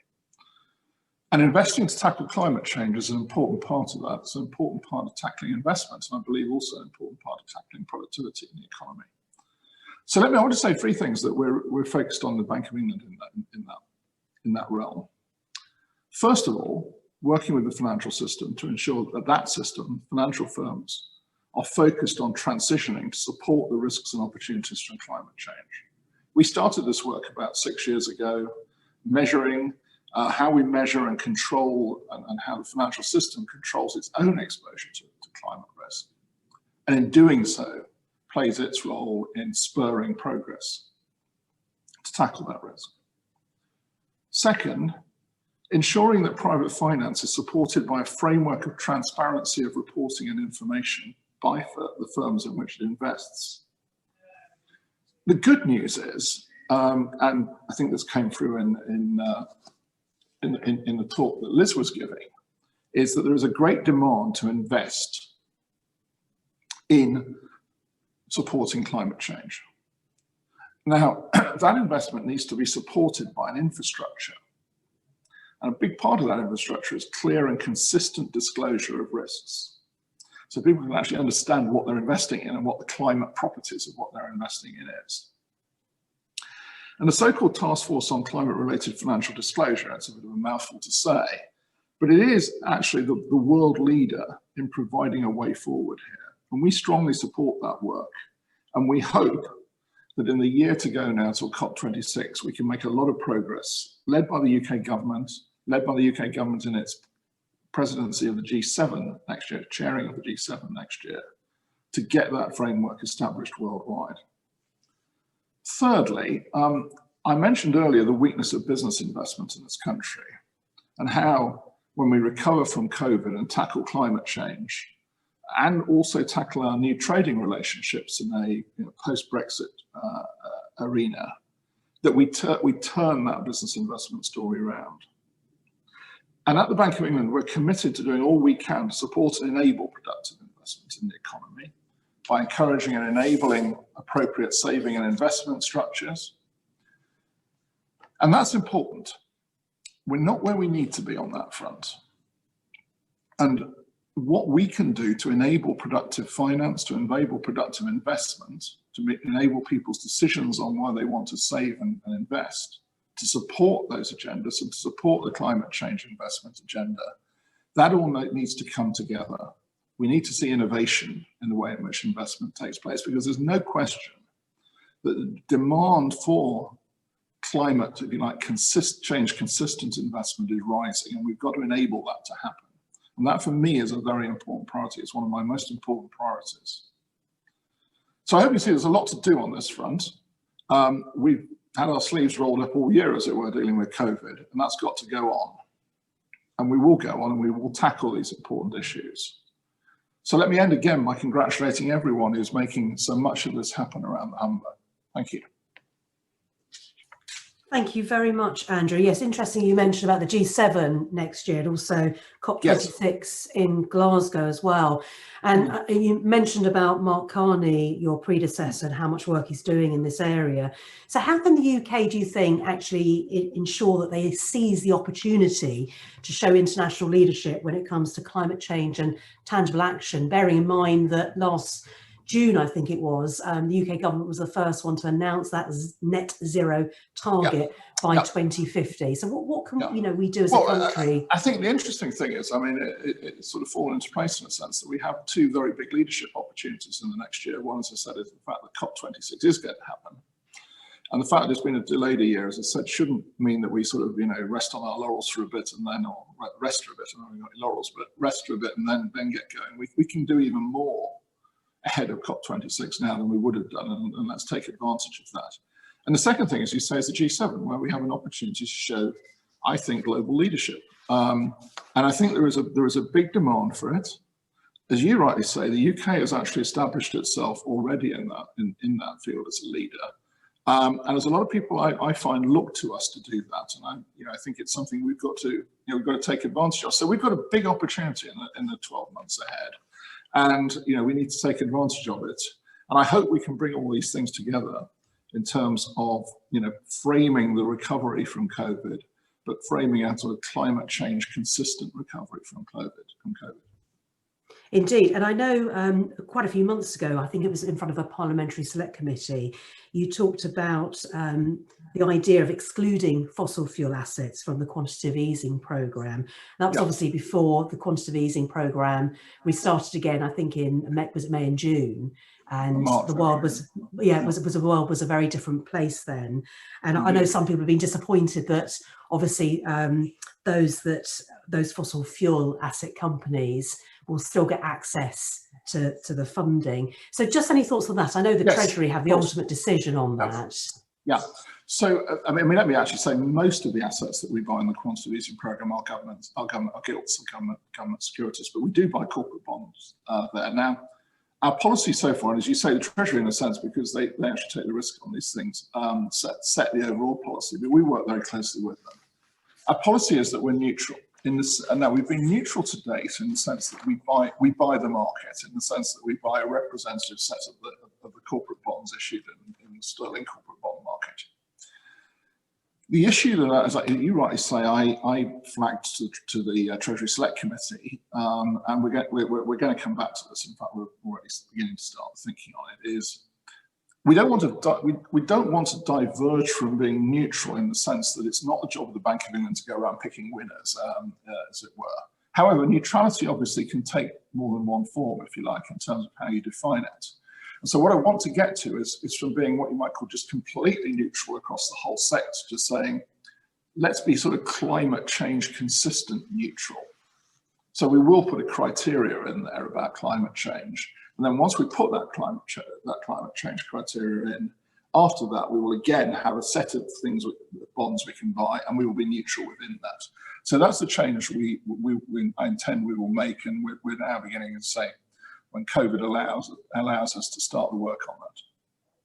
And in a way, you're custodians for the people, aren't you, as well? So it's all about that orderly transition. So what does that mean actually in practice when it's coming to encourage more people into business investment and to signal that actually this is the way forward, that climate change is at the centre of everything that we do? The environment is an incredible, important part to all business models. This is very important. So obviously there's a big demand now amongst individuals to have the vehicles in which they can save over the long term, particularly save for retirement, obviously is the biggest thing. And obviously over the last 20, 30, 40 years in this country, we've shifted the basis of retirement saving from being done by people's employers, if you like, defined benefit schemes, to people themselves. I mean, it's one of the biggest changes in this country, that people are now, in a sense, making their own choices about saving for retirement in the defined contribution world. And encouragingly with that has gone, obviously in recent years, I think has gone a very understandable and correct increase of people to want to save, not just to save, but to save consistent with objectives like climate change. But we do need to ensure that there are what I might call safe and easy and transparent investment vehicles for people to do that in. And I think we've still got quite a long way to go on that front. And it's important because that's how we will enable investment, because it will increase the stock of money that's available for investment, because it will enable people to obviously earn the return on investment. So we're doing a lot of work with the investment industry to say, how can we create these vehicles so that we can meet people's demand to save in that form and satisfy goals like climate change. Thank you, Andrew. That's really interesting. We've got some questions coming in as well. Well, this part of the programme, we've heard from all the speakers now. And Stephen, I know you started off, so hopefully you're still with us, aren't you? I didn't know if you were having a nod off there or whatever, just at the moment to have a little bit of a nap, because we've been at it for quite some time already. We've got several questions that have come in. So this is an opportunity for all of us to have a discussion. If anybody wants to particularly answer a question, some of the questions have put names alongside it. So Stephen, because obviously you haven't spoken for a while, I'm going to start with you. And there's a question here from Bill Walker that got 7 likes. It pushed up the leaderboard. So it said for Stephen, please, how can manufacturers practically contribute to the Humber delivering the UK's first zero carbon cluster and help position the north of England at the heart of the global energy revolution? Because that's the ambition. Of course it is. And I did speak about some of these really, well, obviously there's the existing program already of offshore wind. And one thing we've been talking to people like Siemens about is about creating those local supply chains, because it's in the supply chain that you create a lot of those jobs, which are vitally important. So can we do more of that onshore? Actually, one of the issues, one of the, I wouldn't say advantages or positives that's come out of the pandemic situation, but one thing that's going on right now is the larger companies are thinking about resilience in their supply chain. So really important change of mindset. And although people leap immediately to onshoring, it doesn't necessarily mean that, but what it does mean is having much shorter supply chains, multiple sources of supply, and that creates great opportunities for localized manufacturing. It really does. So I think that's a really key part of what's going to happen in the Humber area as people pursue that. And I can tell you that if you talk to all the larger manufacturers in particular, this has risen right to the top of their agenda about resilience. And I think there's a large part to play there and a big opportunity. But longer term, I would go back to the big programs, which we've been talking to the business secretary about as part of, as Andrew said, the green recovery of the country. And carbon capture, usage and storage, I would highlight as a fantastic opportunity. When that starts, when we see those clusters being created around the country, as we said, hundreds of thousands of new jobs, all manufacturing type related jobs in terms of what we're going to do in terms of building infrastructure. And so I would love to see Humber being one of those primary clusters that we see in that new era of investment for things like carbon capture, usage and storage, Nadine. I think that's really important for the Humber. And also those ambitions to think globally as well as that test bed. So tapping in to the export market already, you know, Yorkshire and Humberside manufacturing output, based on your figures that I saw that were released in September for 2019, 17.6 billion manufacturing output, just under 300,000 employed in manufacturing. So you've got, you know, a huge base there and exports for the taking in many ways. Absolutely. So how do you see that working? Well, one thing that's really interesting, I've been working with DIT. We've been working closely on these new trade deals that we're doing around the world at the moment. And I've had some very interesting discussions. One of them was with the Australian High Commissioner and the New Zealand ones about the trade deals we're negotiating there. One thing they were talking to me about is, can they build in new green technologies into these trade deals and make them much more innovative? In particular, they were interested in hydrogen technology and the incredible innovations that are happening in the UK around hydrogen fuel cell technology at the moment are world leading in many respects. And could they build those, could they get access to those through these new trade deals so that they could pursue their own agendas, their own strategies in their countries? Now, of course, that means making sure where those investments are made, and that Humber would be a great candidate for that in terms of scale up from the innovation stage to actually coming up with products that we can actually market. There is a great appetite, I think, in these new trade deals for green technologies, and we should absolutely take advantage of that, Nadine. Yeah, indeed. And just on that, I mean, do you think the region, you know, has the ability on the one hand, I mean, I'm sure it does, to capture carbon for those that don't have the ability to fuel switch, and on the other hand, the ability to deploy hydrogen for those industries that can?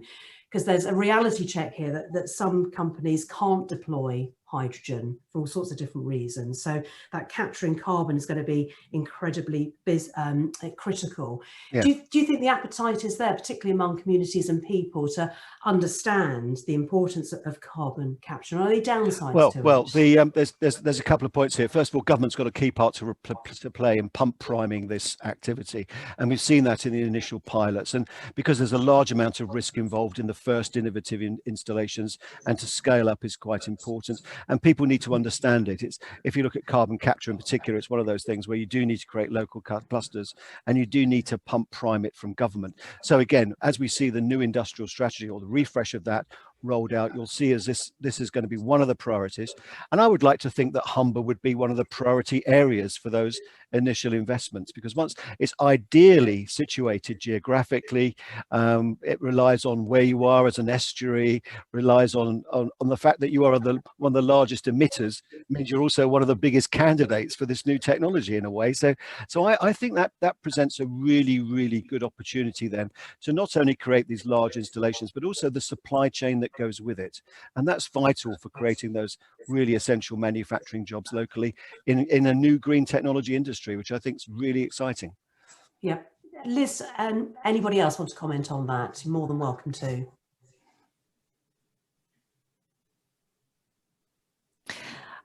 Just to build on it, I suppose, is that I think the key to this, and I think it sort of responds to almost one of the questions that came up around, I don't, no organisation can tackle these issues on its own.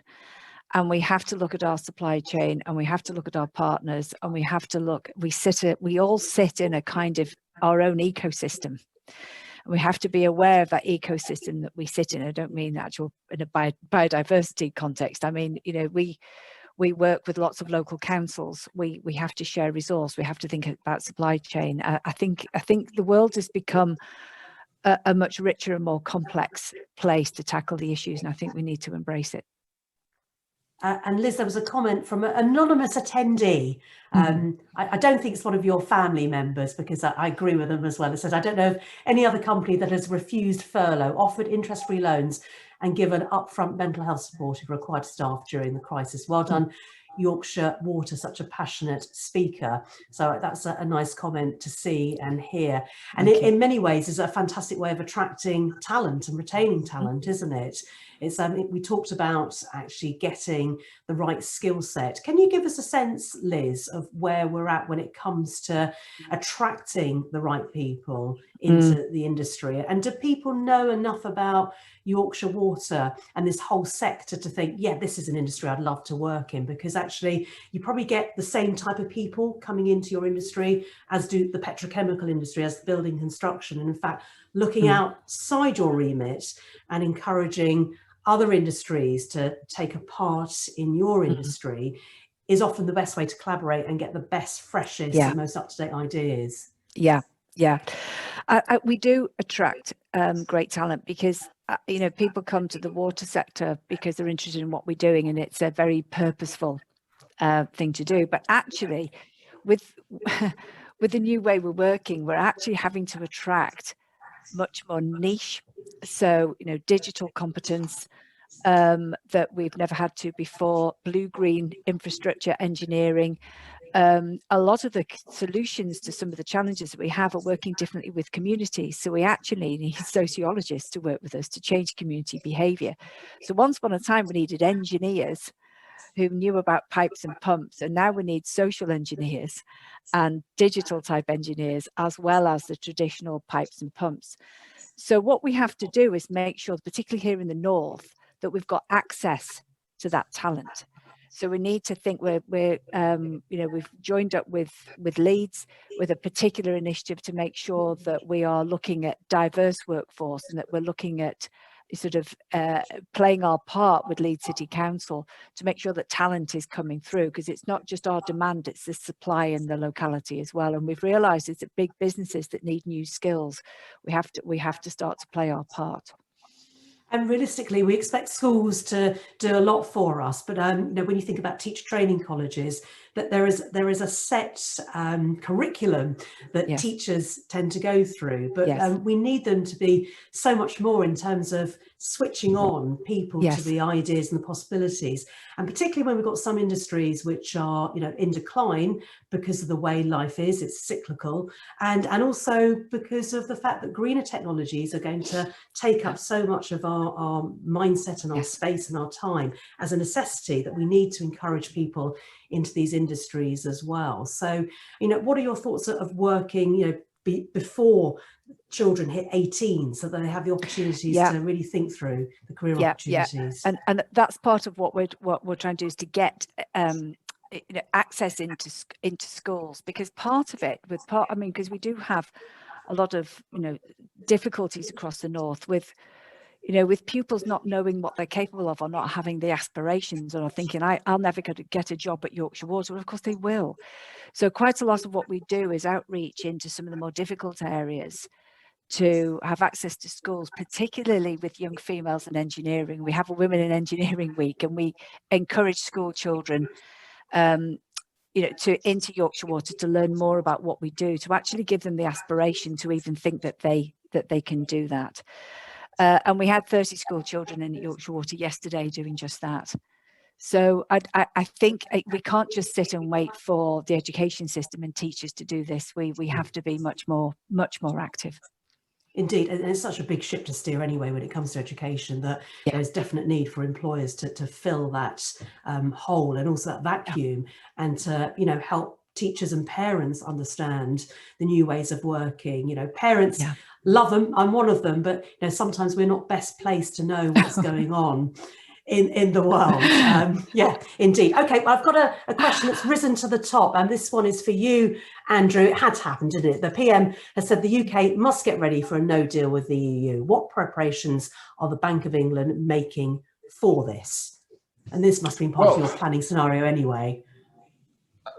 Our planning scenario has a whole range of things in it, actually. I mean, I do always say on this, I think the best outcome for all parties to this is a trade deal.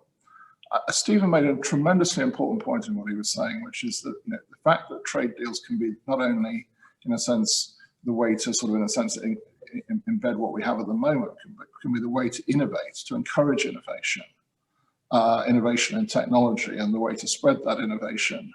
And you know, to quote the old phrase about trade, there will be comparative advantage in there, and that we can take advantage of that is tremendously important. So it's, you know, supporting open markets and trade is important for everybody. It's not important for one side, it's important for everybody, because comparative advantage goes both ways.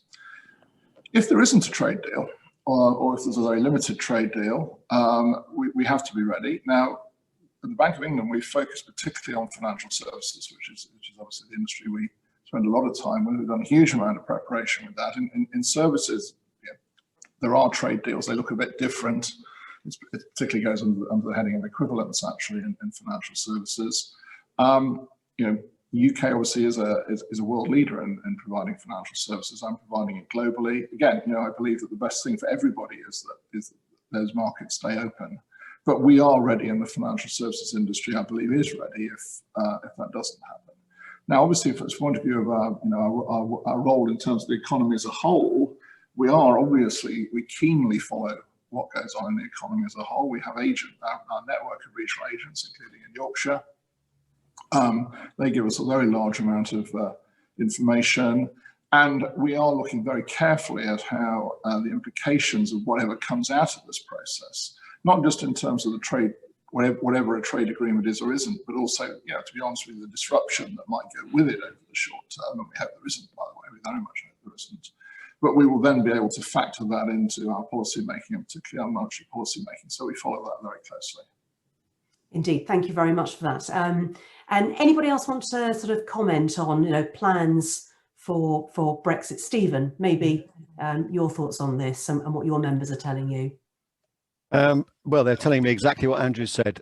In terms of manufacturing, vitally important we get a deal. In fact, I did Radio 4 yesterday morning. We did a big press release yesterday with our European national equivalent organisations across Europe.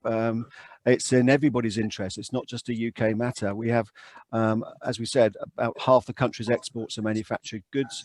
About half of that goes to the EU, and most of that is on an integrated supply chain basis. So parts going across the border in both directions, very, very sophisticated logistics. That's how we build cars in this country and many other capital goods. Very different to the sorts of exports we do to other countries where it's largely finished goods. So it's a very different scenario. It's very difficult. That's why it can't be just a trade deal. It's about creating those frictionless borders. So we were urging again the Prime Minister, and we're very pleased to see they're back around the table again this week. That's very encouraging. I'm convinced we have to get to an agreement of some sort, and hopefully it's extensive enough that it limits any barriers to trade, because I think that's absolutely vitally important with our closest partner. So that's where we are, Nadine. It's a very clear position from our perspective. And Stephen, as I mentioned earlier about, chairing the European Petrochemical Association, which is a cluster in itself. And it's very hard to disentangle these clusters and these businesses that have European global operations, but let's focus on Europe. Exactly. It is very difficult when we are so reliant and intertwined with each other. And I don't think people sometimes understand that nuance. No, exactly. I mean, we have, to build an engine for one of our big engine manufacturers. Sometimes parts go across the border 12 times backwards and forwards before they're finished. So different operations, different manufacturing activities on that same component or subsystem happen in different countries around Europe before it gets back, and it's optimized to be incredibly efficient. Absolutely amazing when you see the logistics and the cost base. I mean, over the last 30 years in particular, we've been the leader in creating this incredible logistics supply chain, and if you put barriers in the way of it, you will destroy it, and that's a real risk we run by not getting a proper agreement with the EU. So really important we do it for manufacturing in this country. Absolutely vital. Indeed, I'm conscious that Mark and Lizzie haven't said very much for the last few minutes as well. And, just to get your thought that sport plays such an important part in being role models and getting messages about. I mean, what part do you think sport has to play? I mean, Lizzie, you were very eloquent earlier as well, talking about, understanding the mindset, that resilient mindset, controlling the controllables. But what's your understanding? Because in a way, you too probably can get the message across to schools and colleges, unlike anybody else. Present company excluded, of course. Yeah, absolutely. I mean, sustainability and environmental challenges they're a real challenge for athletes, even those who feel very, very passionate about the issues. Elite athletes, as has been discussed and is widely known, we take an approach called marginal gains, which means we fine tune every area of our life, and I mean every single area, to truly maximize performance. Now, the challenge there is that when you're looking at absolute optimization from a performance perspective, some of those marginal gains don't line up with what we'd consider, good practice or best practice for environmental responsibility. So athletes do a lot of traveling. We go across and do warm weather training camps. We compete across the globe, if we can't get kind of domestic competitions here in the UK. It meat's a really easy source of protein. We drive instead of walk to rest our legs.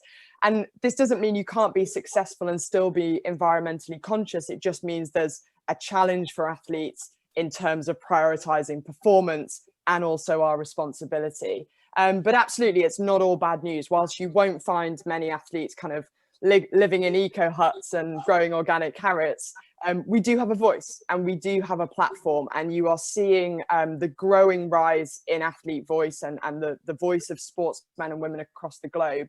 And when athletes are passionate about something, they will speak up and they will influence others. And you mentioned earlier, Nadine, the Champions for Earth letter, a group aiming to harness the power of sport to tackle climate change and ecological issues that we have, signed by over 300 Olympic and Paralympians, really urging the government to develop a green recovery from this pandemic. And for me, it's not about being perfect. It's not about standing up on a pedestal and saying, I'm doing it perfectly, do it like me. It's about us all doing our bit where we can, supporting and encouraging others to do their bit, and then of course being vocal and using our platforms to encourage and influence the institutions that can have a significant impact on meaningful change.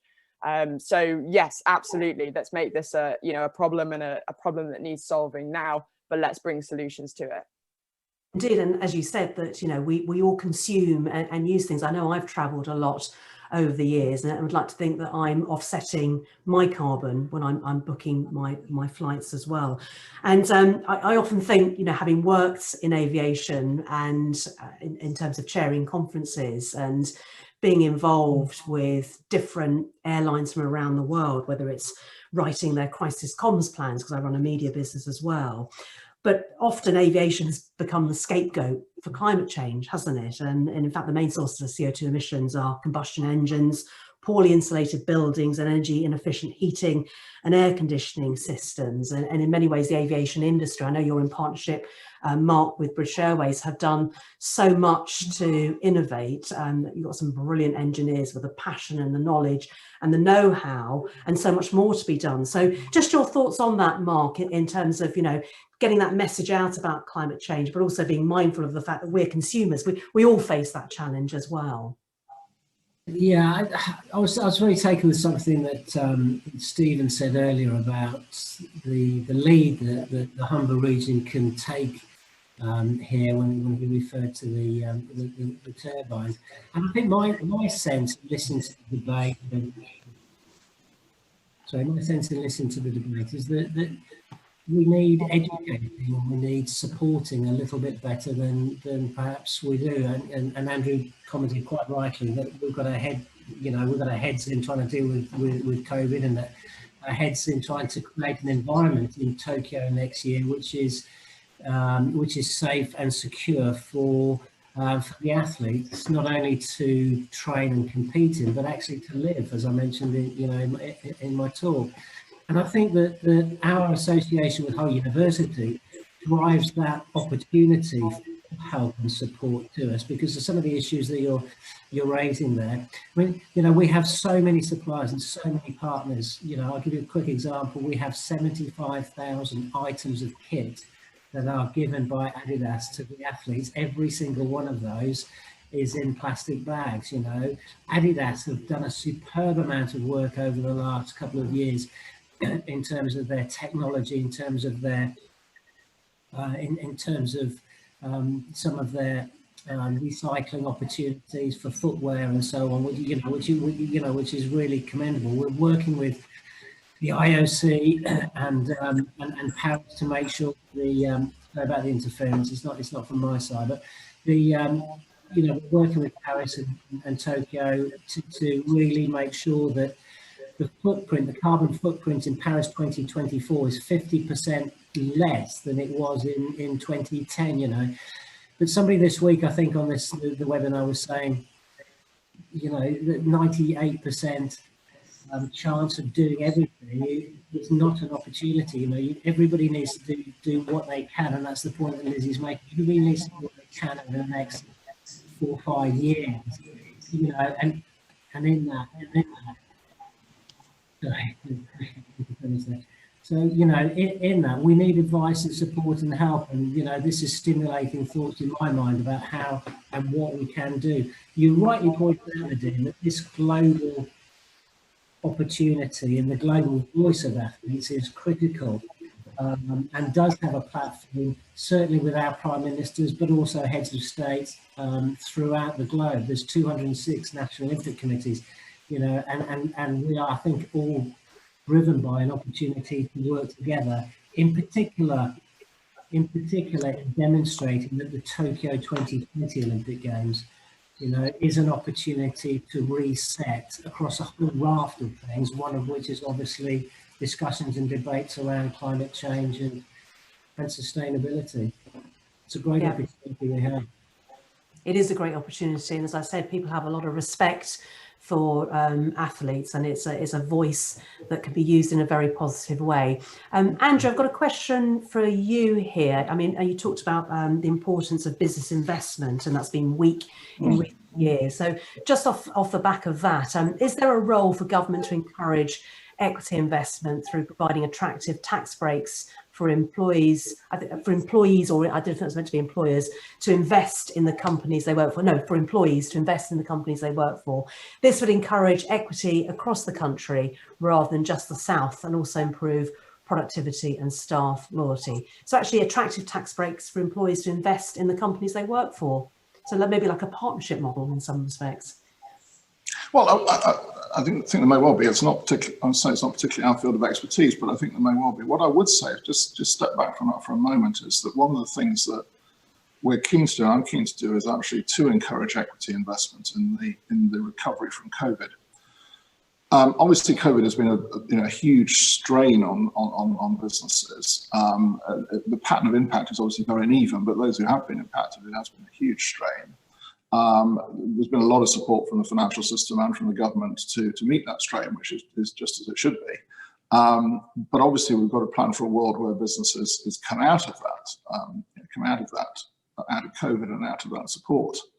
And I think one of the important things there is that both debt finance, but also equity finance is available, because there will be companies who will need to raise equity finance. There will be companies who need to convert debt finance into equity finance, in a sense, reset their balance sheets, having had to survive, what is obviously the biggest shock we've had in the economy, as I say, certainly in sort of probably in history in many ways, actually. So it's important, and it's important that those sources of finance are available, and it's obviously what goes with that is having an investment base. So I don't rule that out at all in terms of employee support. I think it could be part of it, but I think it's important that equity investment, in the overall sense of it, is available and readily available to firms. Now, there is a piece of good news in here, actually, indeed, that despite having had such a huge recession earlier this year, despite still being in COVID,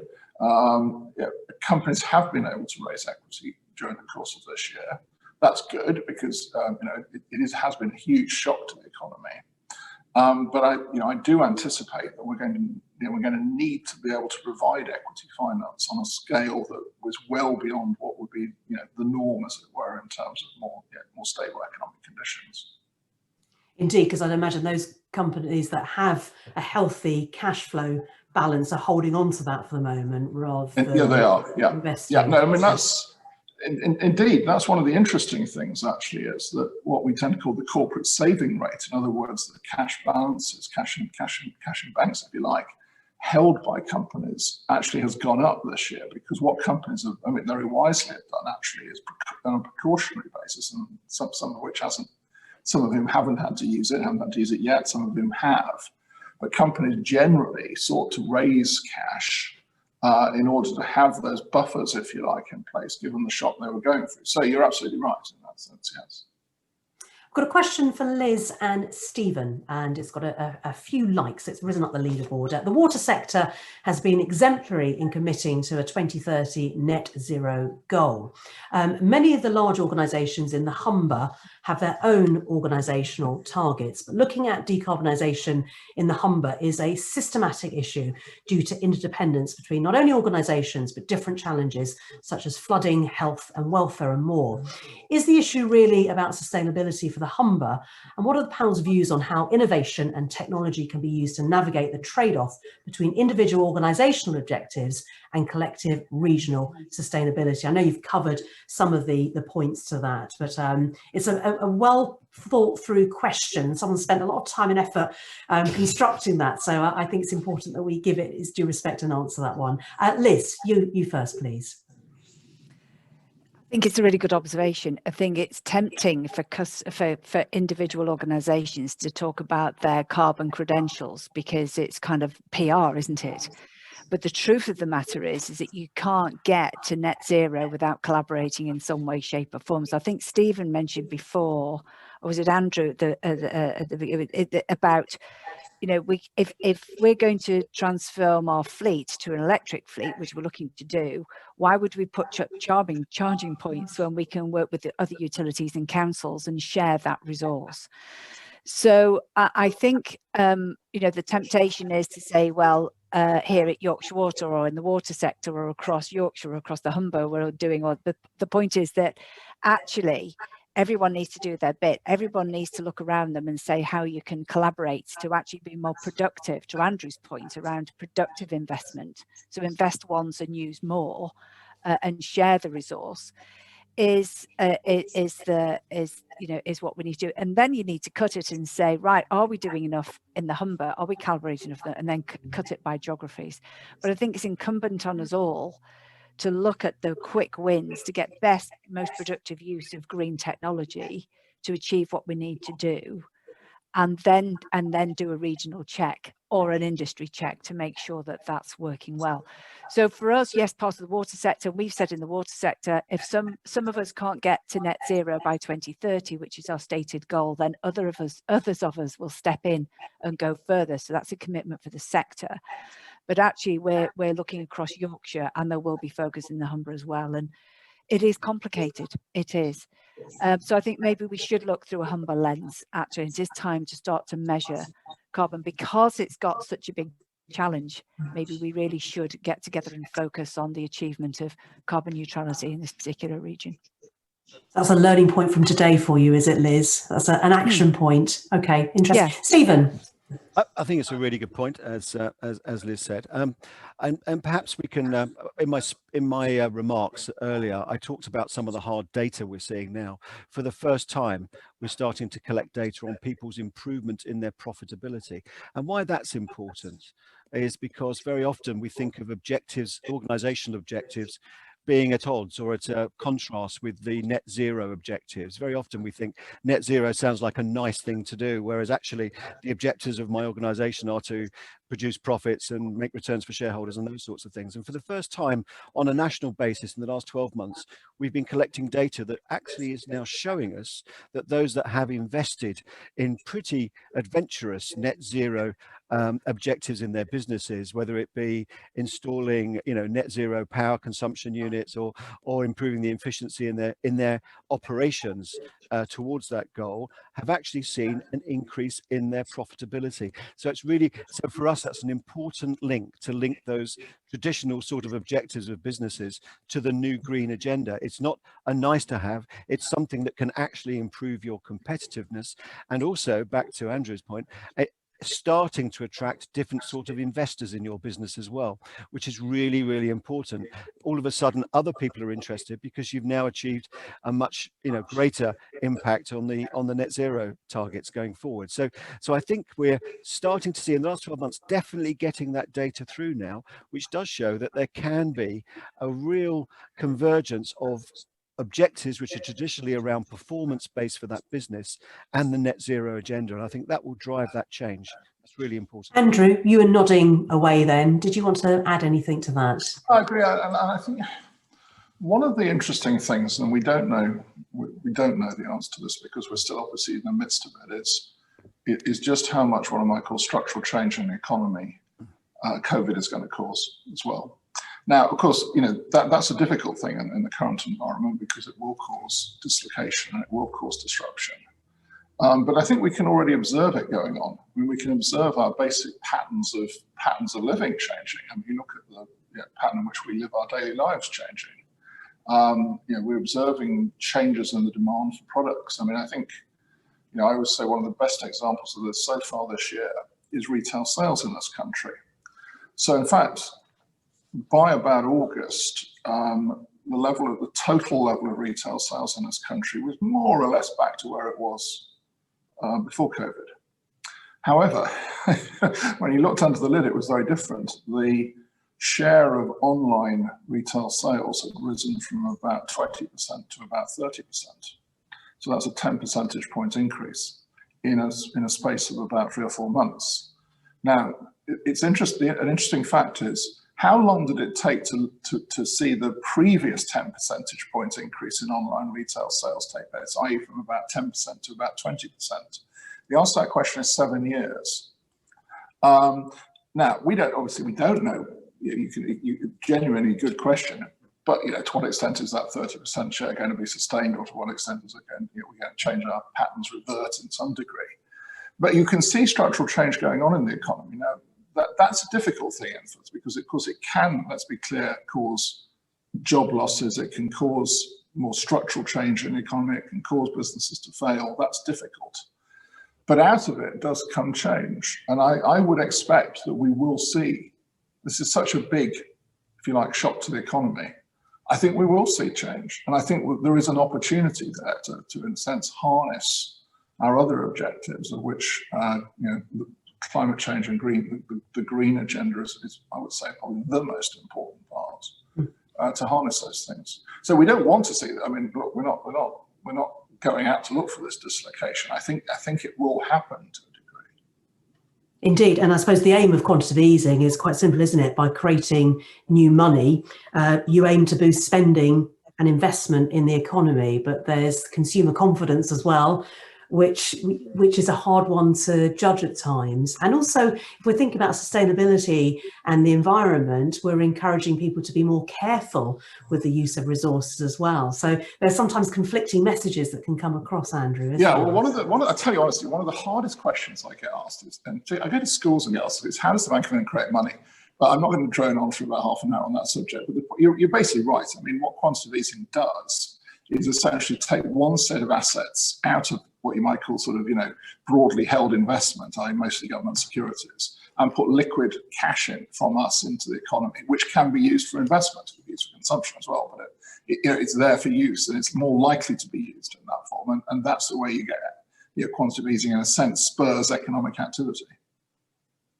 Indeed. Okay, thank you very much. We could spend all day talking about that, but I've got some other questions coming along. Stephen, you mentioned that green recovery will generate many new jobs. How will these advanced technology green jobs be filled without leaving part of the current workforce behind?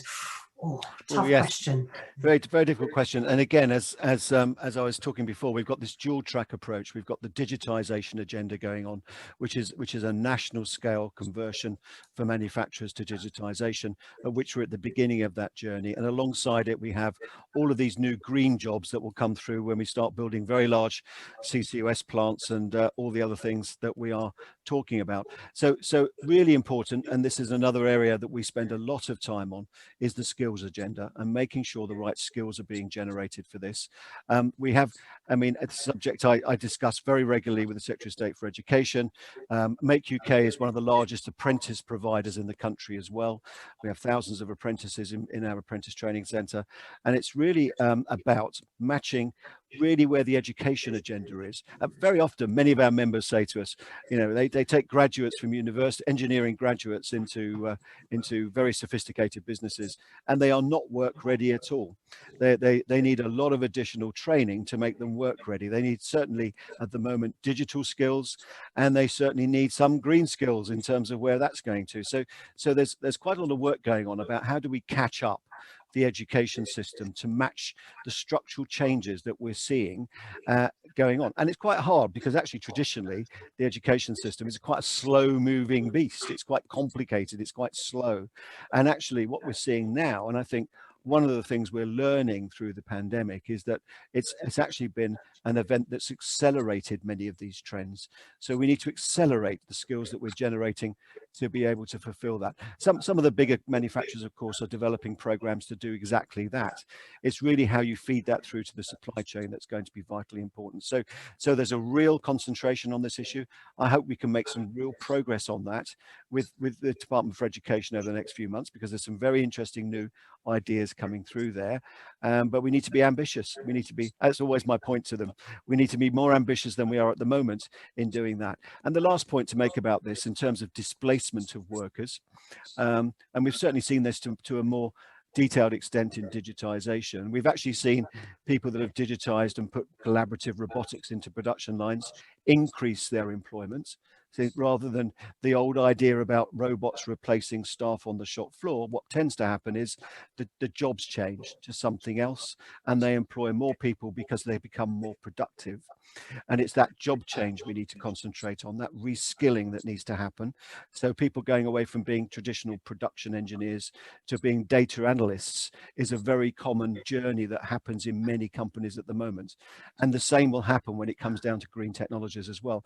And digital will underpin a lot of that change. So it's a moving position. I think we understand many of the trends. I think there's a greater realization with DFE, with Department for Education, about what needs to happen in the education system, but it will be driven by us creating lots of those new skills from education in the very near future. That's going to be absolutely vital. Indeed, and just having two children, a 19-year-old and a 14-year-old, I mean, the education curriculum looks pretty similar to the one that I went through. There you go. Slow moving, yes, exactly. Slow moving. Yes. And yeah, that's why the technical and the vocational skills is so critical, and how many employers, whether it's in green technologies to retailers, often find that they're picking up that shortfall. We are seeing, I would say, on the vocational side, Nadine. I mean, we have our large apprentice training centre is in Birmingham in the West Midlands. We have 2,000 engineering apprentices there in one place. And what we've seen over the last 2 years is a massive switch to mechatronics. So I would say now 40% of those apprenticeships are following mechatronics apprenticeships, whereas 2 years ago it was down at 5%. And this is robotics, this is automation on production lines. So we are seeing on the vocational side a much quicker change towards some of these new skill sets. It's the it's university degrees and further education that we need to concentrate on. Yeah, indeed. And World Skills, the organisation I was involved in, they have robotic world skill competitions. I hope you're encouraging, Steve, them into the World Skills programme. Yeah. It's a fantastic way of getting young people involved in competition to advance those skills in a shorter pace of time. And Mark, just from your point of view, just in terms of the skills that you see, I don't know about you, but I think we've all sort of readdressed how we thought about certain professions and skills, and the pandemic has thrown into light the people that we really, really do need in society, and the people we don't, i.e. people like me, if you know what I mean. But what's your sense of, you know, the skills in the country when you're talking to, you know, different people from Team GB and where they've come from, or are you finding that people come from a certain type of education and background as athletes, and you need to do more as well to create a diverse base? No, it's a very good question, Nadine, and I'm also fortunate to wear a different hat, which is leading Team England at the Commonwealth Games in 2022. And you know, just in terms of our or my introduction of an athlete advisory group, it's the first games that will have a really integrated para athlete program. And it's the first, it was announced yesterday, it's the first games that will have more medals available for female athletes than male athletes in any multi-sport games ever produced and ever put on. So we have this great opportunity, again, not just in the West Midlands, but a great opportunity throughout England and across the home countries to really develop a highly diverse area of activity and delivery that reflects the diverse nature of the UK and reflects the diverse nature of athletes. I think there's still a lot more we could go. A lot of work that needs to be done, and so, you know, there's a real drive not just for gender balance but also diversity balance, and maybe that trick has been lost. Maybe across boards of sporting organisations in the UK, maybe the debate should have been around a diversity balance rather than a gender balance, because they're now recalibrating to get more black and ethnic minority people onto boards, which is really important in terms of providing that platform and providing that opportunity. And Andrew did say, you know, this is an opportunity.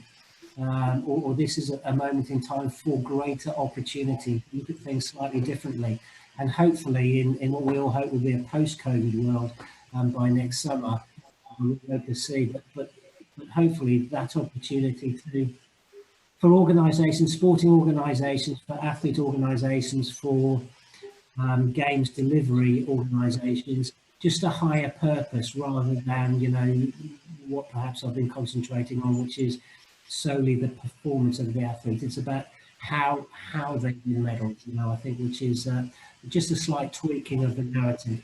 Yes, of course, medals is important. Yes, of course, our position in the medal table is important, because that opens doors for athletes to be able to talk to the Prime Minister and so on. But it's that higher purpose of how we win medals now, I think, you know, which you'll see come really strongly to the fore. Yeah, Mark, there's another question for you, and maybe Lizzie wants to answer as well. What support could the University of Hull give Team GB using the partnership to help Team GB become more sustainable? Yeah, well, I mean, the University of Hull have been absolutely fantastic in terms of that partnership so far. We've drilled down into, you know, it's partly answers your last question, I think, Nadine, which is what is, you know, what is the identity of Team GB? You know, is it important that Harry Edwards was the first black athlete to win a medal in 1920? Who was the first Muslim to compete for Team GB? Who was the first female flag bearer? And Hull University have unearthed and excavated all of that information for us. And we're now building for Tokyo the first games in our living lifetime that we have been there before. You know, the 1964 games were there. So in terms of what we can give back and what our ancestors did on the field of play and did it as a cohort of athletes in 1964, we're building on. And University of Hull have been absolutely at the heart of that. I think I said earlier, you know, I think we need help. We need educating. We don't have the answers. It's not at the forefront of our minds for whatever reason. And I think platforms like this provide a great opportunity for us to sit down with Hull and to work better at how we can deliver either more sustainable games or you know, our footprint can be you know, reduced in terms of carbon. You know, we need support and we need help, and we'll certainly be looking to Hull University to help us through that. Lizzie, did you want to say anything? There's a comment as well, actually, Lizzie, just to give you, thank you, Lizzie, for such encouragement. Organisations and supply chains, all about people in the end, and your practical advice on mindset is so important. We have the best strategies and advice possible. In the end, without individuals working together with the right attitude, we will not move forward and win. So I thought it was a nice comment to share with you. Very nice. Anything else you wanted to add as well? Yeah, I mean, I'll build on Mark's comment around the support from the University of Hull. I think there's something very unique about Team GB story, and it's very different competing for Team GB than just competing for your siloed sport that we do the rest of the time. To step up and be part of you know, the Team GB family, and the University of Hull have been absolutely instrumental in, as Mark said, helping us unearth and build this legacy that absolutely more than ever before athletes are going to feel like they're part of something, you know, that's historical, but also part of the future of Team GB, which is really, really special. And we've not fully seen it unearthed yet, or I certainly haven't, but it's very exciting for, you know, the athletes who will be competing next year and also the year after at the Beijing Winter Games. And then also to echo Mark's point, I think this year is, you know, it's been an interesting year, but it's definitely acted as a bit of a leveler and given people time, I think, to ask some of those questions, to ask for help and education on certain topics, you know, around diversity, around gender, around various different issues and topics that we have going on in sport. And actually, I hope that we can look back on this year and absolutely the word I keep hearing is opportunity. And we'll actually look back and see this as this was the opportunity, and we took the opportunity to address some of these things, to not just say this is, you know, this is the status quo and we'll live with it and deal with it for the next 30 years, to actually say, what do we want the future to look like? Because we've almost this year been given a bit of a blank sheet. Most of us have had 6 months of you know, working from the dining room table now. So yeah, I really hope that if we project forward, we can look back on this period and say we really grasped that opportunity. And I think that is the word that I'm hearing come out of all of the speakers today. And it definitely makes me feel, you know, excited about the challenges that we have in the future. Thank you very much, Lizzie. In a minute, I'm going to get all of you to just think about those salient key points that we want the audience to walk away with, to think about, maybe take action on when it comes to, you know, why the world needs Humber. I'll come back to that in just a moment. But there's a question that I just want to ask Stephen. Given the economic dependence on manufacturing in the Humber, the prevalence of SMEs in this, we spoke about them earlier actually, and the inherently innovative nature of these businesses, let's face it, they tend to be more agile. Is there a way for joint working to help small businesses access some of the support which is available? For example, the low carbon R&D grants my programme offers, and that's from Spark. I can't see this. It's Pauline Mitchell Spark Fund. What does the U stand for? Sorry, I'm a bit. Does anybody know? No. Okay, fine. I'll just try and open that up. Anyway, but Pauline Mitchell, Spark Fund, it's a mystery. Very good, and it's a very good point, because actually there is a big job to do in communication with SMEs. We're finding this on the Made Smarter program in terms of digitization. There's roughly in the manufacturing sector around about 300,000 businesses in the UK, of which 95% of them are SMEs in manufacturing, and reaching out to them is really difficult. It's very interesting. Even on the big government programs with Made Smarter, we're thinking at the top level we're probably reaching about 20% of companies, that sort of level. So there needs to be a network. Certainly the local government arrangements have got a key role to play. The local LEPs, for example, very, very important at making sure they can reach out to those SMEs, and also very interesting for SMEs to work with which in some cases combined authorities locally, because they're running lots of programs. But also, of course, I would give a plug for national trade associations like Make UK. We're a great source of information and pointing people in the right direction. And part of our role is working with people in clusters around the country to help them find exactly those right levels of support, those right levels of investment, the grants that are available and everything else. So use us and use your local LEPs and use your whatever the local infrastructure looks like, be a part of it. I think the challenge often is many of these SMEs have been quite isolationist, and they need to be working together. I think collaboration is the way of the future, Nadine. It's really important to do that. But yes, come and talk to us. We'll help out. That would be good.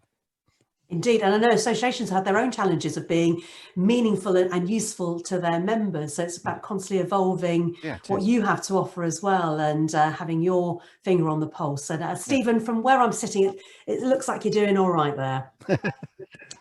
Thank you very much. Indeed. Okay, so let's get all the panelists' final thoughts really as we bring this discussion. And it's been so eclectic, hasn't it? I mean, there's so many things that we could discuss, but the idea was to be a little bit more sort of generalist and pull together some of the key themes. I hope you've enjoyed the discussion, but let's speak to each panelist and just find out their final thoughts and ideas of what they'd like the audience to think about and walk away, or maybe do differently as a result of listening to us or hearing some of the questions and the comments. And Liz, I'm going to start with you because I know potentially you may have to go off for another meeting. I just seen a message here. It's okay now. so closing thought. It's fine. I'm just reflecting on the discussion really, and something Lizzie said sparked something in my mind really, is that in a post-COVID world, this is a great opportunity to do things very differently. And the key to doing things differently is about, to Stephen's point, about collaboration and finding our own way. As I say, that point, each organisation that's here is part of an ecosystem, and just think about that ecosystem that you're in and how you work differently with others. Because in a post-COVID world, we've got to have a fairer society. It's got to be greener. It's got to be more sustainable. It's got to be more resilient. I just reflected just before COVID, being in the city near the Bank of England, actually, and looking around me at the frenetic activity of people walking around the street and grabbing me as well, and just running into a pret-a-manger and grabbing a coffee. And it was only, I thought, how long can this really go on? How long can we really live like this? And the answer came, not very long. So I think this is a time for us to really reflect about how we do business and how we do things very differently in a post-COVID world. Yeah, indeed, a chance to reset that mindset as well, which we've been forced upon us, but there are some positives as well, as obviously the sadness that the pandemic has shown in all sorts of forms. Yes. Mark, can I bring you in as well? Same question. I think the original question was, why does the world need Humberside? And I don't mind actually saying, and it's not meant to offend anybody, I don't mind actually saying that, partnering with Hull University actually raised a lot of eyebrows. Why would an Olympic organisation not partner with Loughborough University or Bath University or Stirling or Cardiff or whoever it happens to be? But what we've learned from that partnership is a great and alternative skill set that has guided and helped us through a number of areas that we've touched on. And I just wonder whether you know, just in terms of what Humberside has and the, you know, this particular initiative and the good work that's taking place and almost the cases of good practice that we can all learn from, you know, is there some way that Humberside, in my world, through Hull University, is that something that can guide this global athlete community and global national Olympic community, 206 national Olympic committees, can in some way we work together to inform the road to Paris 2024 for all national Olympic committees? Can we inform the road to carbon neutrality through the International Olympic Committee? I think there's a real opportunity there that we could do something quite special. It certainly, and thank you for the invitation, it certainly raised my ambition and raised my understanding and raised my place of importance of what is now that higher purpose in a very, very positive way. So thank you very much. Yeah, and I suppose when it's safe to do so, everybody should visit Humber. I had the good fortune many, many years ago when we had the milk race on Sky, which I used to do a little bit with Phil Liggett about 20, I think it was about nearly 30 years ago. And I remember we had to do part of the race through Hull, and we were thinking, oh, why are we going to Hull? And actually, oh, that's why we're going to Hull. What an amazing place. And actually, one of my best friends, bizarrely, in London, has an oil painting of the Premier Inn in Hull near the port. So, you know, it's quite bizarre. It was a beautiful painting, but there you go. Everybody should have a taster of the Humber, and then they'll understand why this webinar is called this. Lizzie, your thoughts, please. Luckily for me, I just have to go and visit my granny to go to the Humber because she still lives up that way. So yeah, I've got a lot of family in the area. It's a brilliant part of the country. Yeah, I mean, I love the fact that Mark's already thinking ahead, thinking ambitiously about where we could take this. I think it feels easy to be overwhelmed by some of the challenges that we've got in front of us in many areas of life.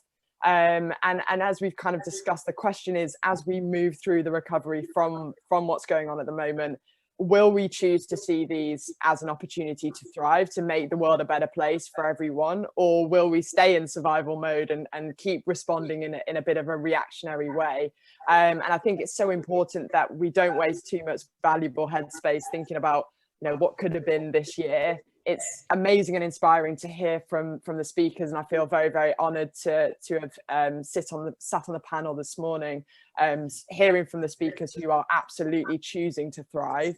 But I do think as a nation we have some way to go in terms of mentality. So I think the biggest question for me is how do we shift our mindset as a leading nation, maybe think a little bit more like an elite athlete, and see this time not as a hurdle that's holding up progression and innovation, but as a huge opportunity to reset and restart what could be a very bright future.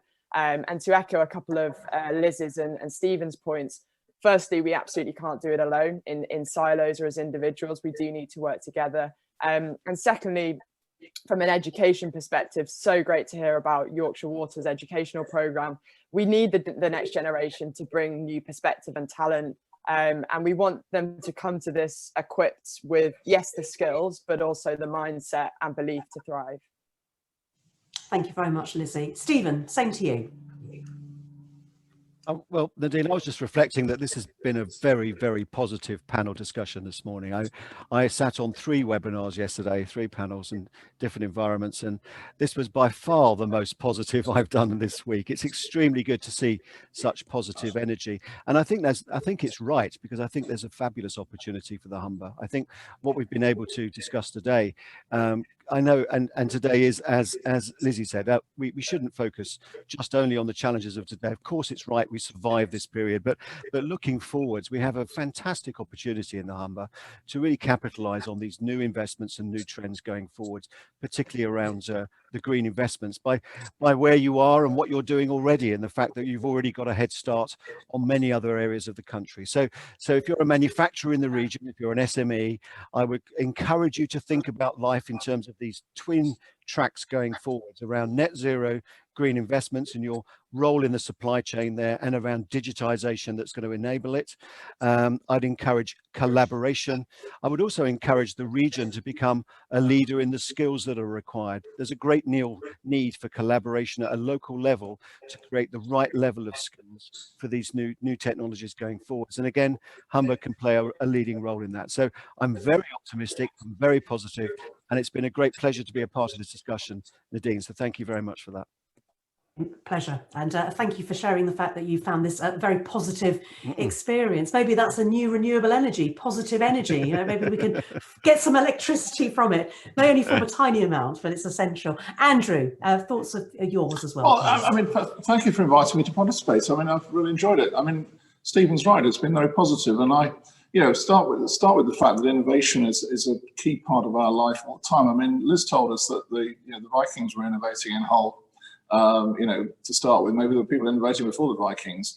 And I also want to echo what Lizzie said. I only wish I could be an elite. I've missed the boat now, but I really wish I could be an elite athletics. But, it's all about innovating constantly to get marginal gains. And the point I would emphasize is, this has been a very difficult year, let's face it, for all of us and everybody. But now is the time to actually, start to, in a sense, lay the plans and come up with the ability to actually, to build the society and economy that we want coming out of COVID, because we've had a shock that none of us thought it would happen. It's huge, but we will come out of it, and we will come out of it better if we're ready to do what Lizzie says essentially, which is exploit the gains all the time to get innovation. So I'm very struck by the positive spirit and, good. Well, thank you very much, Andrew, and thank you to all our panellists for their time and for sharing their expertise, experience and knowledge. So thank you to Stephen Phipson, Mark England, Lizzie Simmons, Liz Barber and Andrew Bailey for their presentations and for taking part in the Q&A session and discussion. I really do appreciate it. Now, the Marketing Humber team will also collate all the questions after the webinar, and we'll endeavour to come back to those people, those questions we didn't get a chance to pose. Do bear with them though, because they're in the midst of a very, very busy week, as I'm sure you can understand. So in terms of time taken to get back to you, they will come back with a response. Thank you also to SSE Thermal for your support by sponsoring today's event. Without you, we couldn't have done it, so very much appreciated. And just looking ahead to the rest of the summit this afternoon, you're all invited to spend some time in the exhibition hall. We've got approximately, when I look down the list, counted about 30 businesses from around the region waiting to share their decarbonisation projects, sustainability stories and career opportunities with you. Now, the exhibition is open all day until 5 p.m. But of note, between 2 and 3 p.m. there is a live chat when all the virtual exhibition stands are staffed, and that's going to be a good opportunity to ask the exhibitors questions. Now, during that hour-long slot, that could also be a good use of time for the student delegates, just a thought, to find out more about all the different career pathways in sustainability, and also what sustainable careers are in store for our future leaders. It's quite hard saying sustainable quite a few times. I must put my teeth back in. If you haven't taken part in the Mytopia game yet, please do so. Mytopia, if you haven't had a chance to do it, I'll urge the other panelists to have a go, is a multiple choice city building simulation game. And the game enables players to build a green city through multiple choice questions, stunning graphics as well, by the way, which cause various elements around the city to change.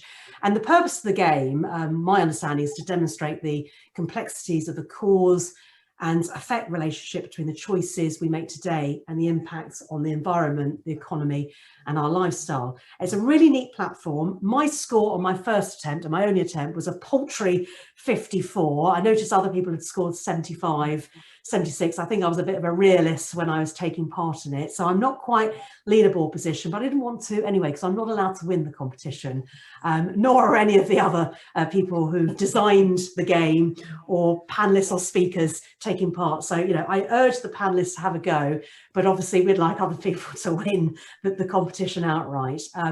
What I love about this summit as well is that the event organisers have pretty much thought of everything, because you can also enjoy a visual art and photography exhibition by visiting the Earth 2050 art gallery, and he'll see works expressing what the Earth will look like in 30 years' time. And that's a really neat way of navigating around the gallery, so well worth a visit if you've got time this afternoon.